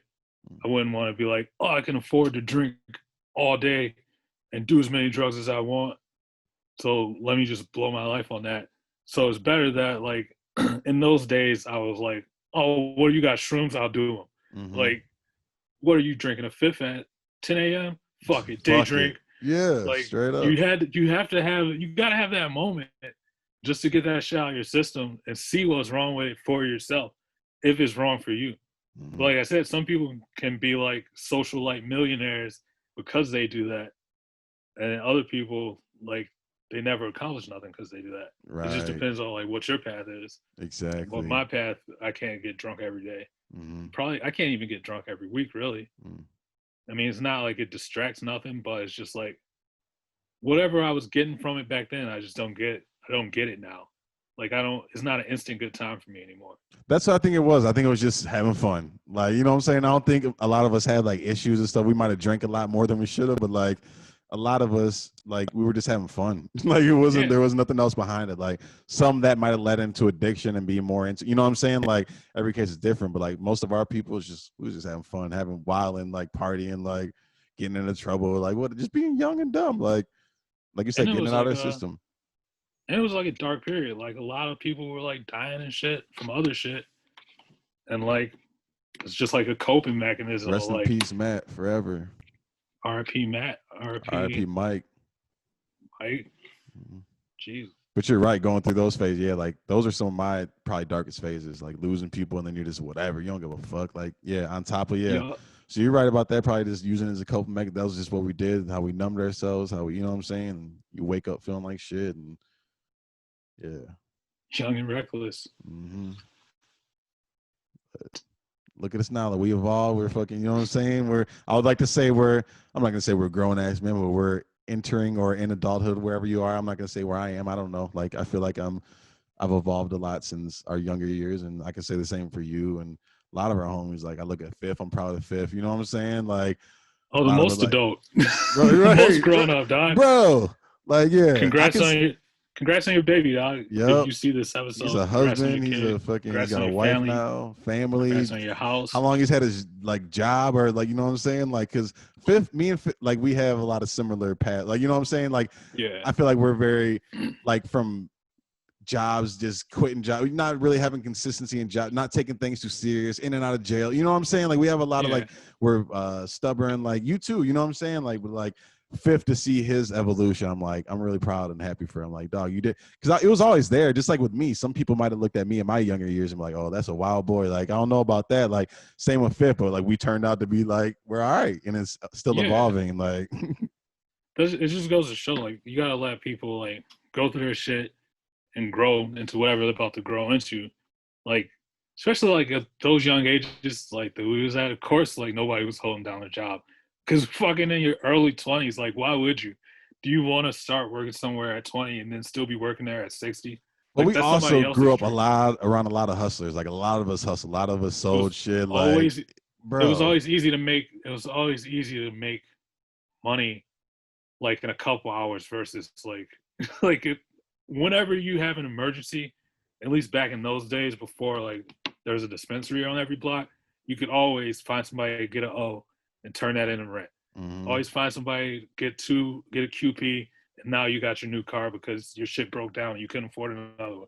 It was never like the Scarface, let's be flashy shit. It was always like, well, fuck, how else am I gonna get this money? And then that's how we could get that money. And some really But are doing that thing. Like I won't mention names, but some people we know from the city, from the township. You know what I'm saying? Some are involved in like, you know what I mean? Some operating. It's like it's good to see. Like I just don't want to speak, even if everything's legal, but I'm no, making it yeah, seem like it's some like but underground. But I mean, like I don't want to just but put they people's saw a business. real Like, path. yeah, Plus, there's like a lot of that old like stigma on it of like when it was illegal and like somebody was a drug dealer, like oh piece of shit drug dealer, no good for nothing drug dealer. mm-hmm. Meanwhile, drug dealers was like the most helpful people in the town. Good people too. A lot of people, especially people like I mean, we had a lot of our homies had it. Like, you know what I'm saying? They had the pounds, they had the bows, they had the girl, they operate. You know what I'm saying? I've seen operations go from seed to warehouse. You know what I'm saying? I've seen it. So From I'm just like, seed to warehouse to bro. back to out of the business to back in the business. And not being flashy, but still having things that you enjoy. You know what I'm saying? Living a normal life, but like doing it well. Like I want to talk about it off camera, but like, yeah, I'm proud of a lot of people back home who are like still hustling. Like that's my point. Like we came up, a lot of us hustled, like dabbling into some, did more than others. Some are still in it, some, you know what I mean? But we all hustled. We all did, you know what I'm saying? Like, so we didn't really fuck with jobs like that. And there's nothing really around. What was it? A lot of us working restaurant jobs and fucking grocery stores and fucking, you know what I'm saying? Like mopping somebody's floor, making bagging somebody's groceries. $7.50 or whatever an hour. Like, you know what I'm saying? And like, Fucking nothing, dude. and you didn't have to do much for like, say like the age in our 20s, mid 20s, whatever, like when a lot of us had the roommate situations and like rent ain't cheap. Or rent is cheap in Michigan. Like rent's super cheap. So it ain't, you can sell a few, whatever, QP, you know what I'm saying? You can sell whatever, pay rent. Like it ain't much to survive in Michigan. You know what I'm saying? So you don't got to be super flash out or super like G'd up or racked up to be, you know what I'm saying? Like a lot of us hustled to survive. We survived. We did what we did to pay rent and to, you know what I'm saying? Like I used to pay $3.20 for rent, which is nothing. I used to a month's worth of groceries because I worked at Kroger. I could spend like $45 just by knowing like what to get. So I get like 2 packs of turkey burgers. That's fucking $14, and then 2 loaves of bread. Freeze one. I'm eating turkey burgers. Yep. And I get a big ass bag of tater tots. I'm eating all month. That's 45, like $45, and I got a bunch of beer. I spent more money on beer. Then if you got roommates, you splitting hot and readies with the homies. That's what you got 2 on it, or whatever. You know what I'm saying, or whatever it is. Like, you know what I'm saying. It ain't much to like. Or somebody's got a pack of ramen. Like somebody's got that pack of ramen in the back of the cabinet they never was gonna eat. And they're like, "You want that? I guess eat that shit."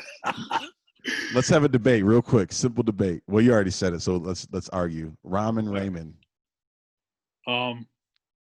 I think the Japanese pronounce it ramen when I watch Naruto, so that's why I say it. But growing up, where I grew up, probably up until like 17, I was saying like, until I watched Naruto, I was saying ramen noodles. So it's how we grew up then, how we heard it then, right? Because that's where I'm with it. Ramen has to be like, I'm almost 100% positive that's the correct way to say it. But yeah, I grew up saying ramen noodles too. Like I listen to some music, I'll be like ramen, but I'll hear some people say ramen. I'm like, wait, I thought it was ramen noodles this whole time. That's literally what I thought, because when I went to, even when I would go to the grocery store and be like, y'all got ramen noodles, they'd be like, whatever. Nobody was ever like, it's actually it's ramen. Yeah, they probably get stumped. like not by me, but somebody. They would correct the wrong person and somebody would just stuff them out. Like, shut the fuck up. I don't give a fuck what it's called. But yeah, ramen, the broke boy noodles that we all grew up on. The first things your parents didn't mind you trying to cook. I was about to ask where you are now, because you said you wasn't living with the boys or whatever, but I'm not going to dig all into your business right now. Oh, no, I'm at home safe. Whatever that means. No, I live in the city. Okay. Back to the city. It's like a little dance I do in my life, where I move out of the city to a suburb, and I'm like, I made it, and then I'm back in the city. That's what I was kind of saying earlier. We kind of dabble back and forth. We've been in different cities, you know what I'm saying? Garden City, Canton, Redford, you know what I'm saying? Detroit, but like back and forth from Detroit. Like I would say I spent half my life probably in Detroit, half my life probably in Redford, half in other places. You know what I'm saying? Like that's why like I went through a phase where I was like, no, it's just Detroit. It's just Detroit. You know, I was like, no, like Redford, man, we wouldn't have met if it wasn't for Redford. Like even a lot of us being from Detroit, being from other places of the world, like I'm technically not even from Detroit. Like I was born in Texas. You know what I'm saying? But like moved there and I was like 2 or however young I was. But like, I don't know, like without Redford, all the kid, like our brothership and our brotherhood and all the people we know, us, Fifth, Husk, all that, like that's all from Redford. And people coming from the city, like it's like Redford is like, it's between the hood and the suburbs for some people who don't know. So like in Redford, you get this balance. It's the hood and the burbs if they were to have like a child, like, you know what I'm saying? And like, depending on who you're kicking it with and what area, like North Redford is more, I would say, I don't even know how would you like, like, not that we didn't fuck with the other, it was just like North Redford and South Redford are different because there's 2 different high schools, you know what I'm saying? So like, if you're from North Redford, you didn't really fuck with people, not in a bad way necessarily. Some people took it that way, but you just didn't kick it that way. Like you didn't fuck with people. Wasn't your turf. But like North Redford seemed a little more like I don't want to say real, but it's like we got down over there. You know what I'm saying? Like it was right there. We right there by Brightmoor. It's right there, but then it's between like also between like Livonia. So you're right between Yeah. like Detroit, Brightmoor, and like And it was Livonia. like you said, it's like everybody. Like we had like redneck kids. We had like the super thugged out like kids from who was like school of choice, which is what happened with most like ethnic kids. Was school of choice came from Detroit to the Redford school because it was supposed to be better. Then you had like the thugged out white kids. You had like the fucking like kids who was probably too rich to go there, but like you know what I mean, like kids who could have went to like one of the other schools and fit in better. Mm-hmm. And then just everybody, but everybody got down. Everybody like in every way possible you could think of getting down, partying, fighting, whatever. Like Yeah. nobody was scared of nobody. Yep. Nobody's scared of like the gangsters. You would Because it be was all outside of a there. It party, was you get shot respect. up. Right. It was all respect. Niggas got shot. People got, you know what I'm saying? Like the shit, the fights, all this shit happened. But like the cliques and the people of the groups, it was all blended, bro. Like all the groups had black niggas, it was white people, you know what I'm saying? Like it was also Yeah. like everyone, it wasn't like, especially our group, we had everybody, you know what I'm saying? It's like Mexican, white people, black people, you know what I'm saying? Like, and it was nothing. And like, yeah, you got your people who I'm sure were racist, that, but like you just didn't fuck with them, you know what I'm saying? Or like, but you had it all. Like, so I respect Redford, like, and it Or has a they lot to say do with something weird. They would say something weird like you one of the good ones, and then you'd have yeah, to figure take out how you care. felt about how you felt about that shit. But Yeah. yeah, it was still like it was never like at least not for me, it was never like no go home nigger shit. Like you would No, expect no. like real racism. Like maybe like When I was younger, they would I tell experienced that a racist little bit. jokes and shit.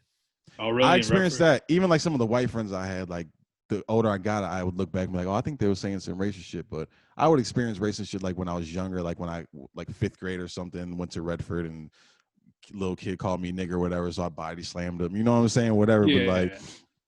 like majority, it was just cool. Like going back to the shows we threw and all this shit, the event, like everyone has coexisted. But there's good and bad. There's fights there too. There's all, you know what I'm saying? There's some wild, we had some wild times at the Bullfrog, especially, you know what I'm saying? But the parties, Yeah. all that shit, like it was all love, like, so that's why I give love to Redford, Yeah. like. Cause you might be scrapping with somebody at the Bullfrog show this month, and then at the next show, you're literally standing by the stage drinking shots with somebody you was just in a big ass group fight with last week or maybe. Yeah, But that's just how it went because the alcohol was bro. so high. And it was a respect thing, I think, like looking it back, like some of like, because like for those who don't know, like we have like me and Brennon are brothers, but we have our crew here has this, you know what I'm saying? So it's like me, Jay Leach, you know what I'm saying? It's like you got Yeah, you, it's yeah, DTR, you know what I'm saying? Like, but everyone's together still, but like, you know what I'm saying? We're still family. You're still unity. I'm still, you know what I'm saying? It's all still yeah, love. But yeah. like, what was my point? What was I saying? I had a point to that. Oh, everyone's together still. Or it was respect thing you were Oh, the saying. respect, yeah. So like, we might have a problem with this clique or this crew, you know what I'm saying? Like, and shit might happen. But like you said, it might be a party a month later. Like, we just had a war last month, you know what I'm saying? But Yeah, a lot of shit didn't get to that real beef level where there was like life or death type shit. It was just yeah, niggas getting stomped out, niggas getting jumped, niggas, you know what I'm saying? You hear a shooting occasionally, like, you know what I'm saying? Like at a party, whatever, you know what I'm saying? Like, but it was like, you respected them, like you respected the gangster pretty much. They respected your gangster. So like, even if y'all had some tiff or didn't fuck with the other side, there wasn't really that many real wars because like it was just a respect thing. You could be at a party with like sometimes it went left. Like some shit might have happened in the past and you see somebody at a party and then the word gets around, next thing you know it's a war. But like for the most part it was cool. Like it was cool.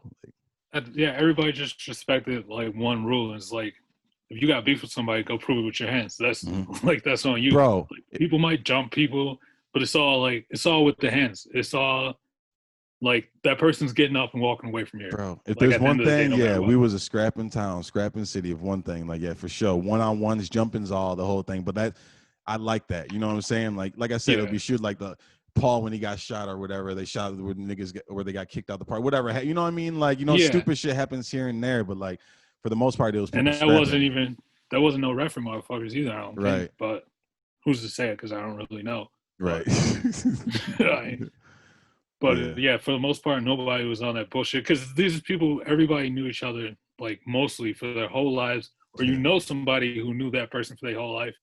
So if you do anything stupid, like you got to go sit around people who probably love that person. and then it just turns you to like a fake ass person. Like, you know what I mean? Right. So Because you're rocking with it's someone just they like rock, or that rocks with them, and yeah. That is true. There's a small town area and too, and everyone knows each other. So it's like any real problems. There was never really any real problems. Just real. It could be brutal, like as far as stomping out niggas losing teeth, and you know what I'm saying. Like it can get, yeah. But like, but that's I like it that way over anyway. Scrap it out, nigga. We gonna one up. We gonna do whatever, like whatever it is, like. Or what's the point? Like, because like the guns don't prove shit. Every gun is pretty much the same strength. Yeah. Like, you know what I mean? Them Like niggas is weak everybody who can need buy the that. same Like gun. them niggas is just scared or just shoot out of fear. Like you know what I'm saying? I can't respect that shit, bro. Or Like they're like truly full of hate. yeah, And they just like that's the have no point. love for themselves, or like they don't have any hopes for the future. So they're like, fuck it, I'll throw it all away over it. Like, cause even like, even when I get blackout mad, like I'm still like aware that I'm like a person with like a mom and dad. Like, you know what I mean? Like there's still like a level that you like stay within unless something like beyond happens. You know what I mean? Like, but other people, I think the people who like kill people and shit and like stab people and shit, like they just don't have like no hope or like no self love or nothing. Like there's no goodness coming from within, so they can't spread goodness. They can't accept it. They can Goes only back to push that out hate. projecting or whatever they're feeling. They're just throwing it out there. So if it's real deep, dark hate, they might throw that out there. If it's love, they'll probably throw that out there. Like however they're feeling. Like, That's true, man. but on that though, I want to wrap it up. I want to All say right, man. for people out there, maybe go towards the light than your darker sides. And if you're in a dark situation, maybe face it. Like Let's make maybe a song face your like Happy. darkness. Mm, Make a song to like force Pharrell, yourself dude. into happiness. Um, this was fun, man. I really appreciate it. I think my camera might have died, but you're recording, Yeah, I got this recording and right I'm here. I'm gonna send you everything I got. So Yeah, send the video, audio my way, and then yeah, I appreciate you too. I appreciate the time. It's been dope. oh, Like talking about everything. Like I really appreciate it. Like anytime, dude. Like most of the shit I don't get to talk about with anybody because like not a lot of people like care enough about rapping shit to talk about the versus shit or podcasting to talk about like, you know what I mean. So like even just getting, because this is like all shit that I'm sitting around thinking about anyway, but then it right. just like fades into the ether and becomes nothing unless I get on a podcast and talk about it with somebody, or I sit in front of my camera and rant, and then And it maybe I comes out. can not just like because I thought about this even prior to this. I'll just bring it up randomly, but I thought like because everything you're talking about is how I feel. I don't usually speak about this stuff. You got it. Like we're on that same wave. So like we love this shit. We breathe this shit. So it's like talking to someone's fucking dope. So like even me, like you're a guest on the show, but I thought even like future one, even if you popped in here and there, 5 minutes, 10 minutes, say what up. We talk about something maybe that happened. And, you know what I mean? Yeah, Like I want to, if you're cool with that, maybe in the future, like be open to that. Like yeah. not If you saying want to like, like review an album or like anything, like if, and then when I start this shit back up, I want to have guests too, so we can like back and forth, have trade for trade. 1,000,000,000%. I would love to come on the show. I'd be honored. Sweet, That'd be man. awesome. Yeah. Maybe I'll do it from California. Hey, do it. We can do it right here. We can go out in the scene, in the field. We can do whatever. Like, I'm serious though about coming out whenever you're ready, whenever you feel like, all right, it could be this weekend, it could be next month, it could be a year, whenever. Like, just know you got a place to stay and like, don't worry about that. Thanks, Just worry man. about your travel and your food and your entertainment, whatever you want to do, and we'll figure out the rest. That's what's up, dude. I appreciate it. Yep, Thanks of for having course. me. Thanks for everybody who watches Classic Talk. Hopefully, I was a good guest. You know, right? Classic hate mail. Get this thing out of here. We don't care about record. What I said earlier, if you don't rock with my people, I don't rock with you, or you don't rock with somebody. Nah, I'm Hopefully, just Joe saying. Button doesn't. We go turn on the next JPP. He'll be going off about us, time. Maybe he'll get an understanding from us. Maybe he needs people like us to talk to him and kind of tell him how He other talks people. about us. Yeah, it would be dope. Like I said, you pop in like, you know, the weatherman might pop in on the news. You know what I'm saying? Talk about you know what I'm saying? Like, speaking of JBP or Joe Budden podcast, like they be making jokes like, oh, I forget, like, what's an example? Like, I feel like Maul or someone like our hip hop analyst. So they'll make up something, you know what I'm saying? Like, Yeah. I can see that, like, just randomly. Like, I'm not saying every episode, I'm not putting pressure on anything, but like, No, I would like, if I reach out to you in the future, be like, yo, you want to pop in for a few minutes? Like, it doesn't have to be a full interview or conversation like this, but like, main point being, because like you said, is I like talking about this shit. I like to talk about hip hop, especially someone who knows hip hop, who knows music, who's actively thinking about this stuff, who's actively in the arts too. Like, you know what I mean? Like, Yeah. It's like not everyone's like that. And I don't have a bunch of people that get it like I get it, or not get it, but like feel what I feel. I love, have the same love that I have for other things. I don't know. Yeah, they don't have the interest. Yeah, anytime. Like even if it's not a video, if you just want to patch me through on the phone like they do on JVP. Yeah. So like, what do you think about this? It's breaking news. Just say it's Classic Unity from Classic Talk, and I'll know what time it is. 100%. And like I said, your way too. If you need whatever it is from me, you need a guest, you need whatever it is, it's all love. You got whatever you need from me. So Fucking awesome, man.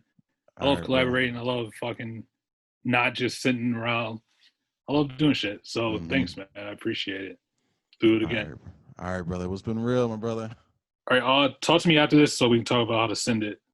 All right, I'm well, when I end it on here, it's gonna end this, so I can either message you on something else or we can that's start fine. something else. All right, cool.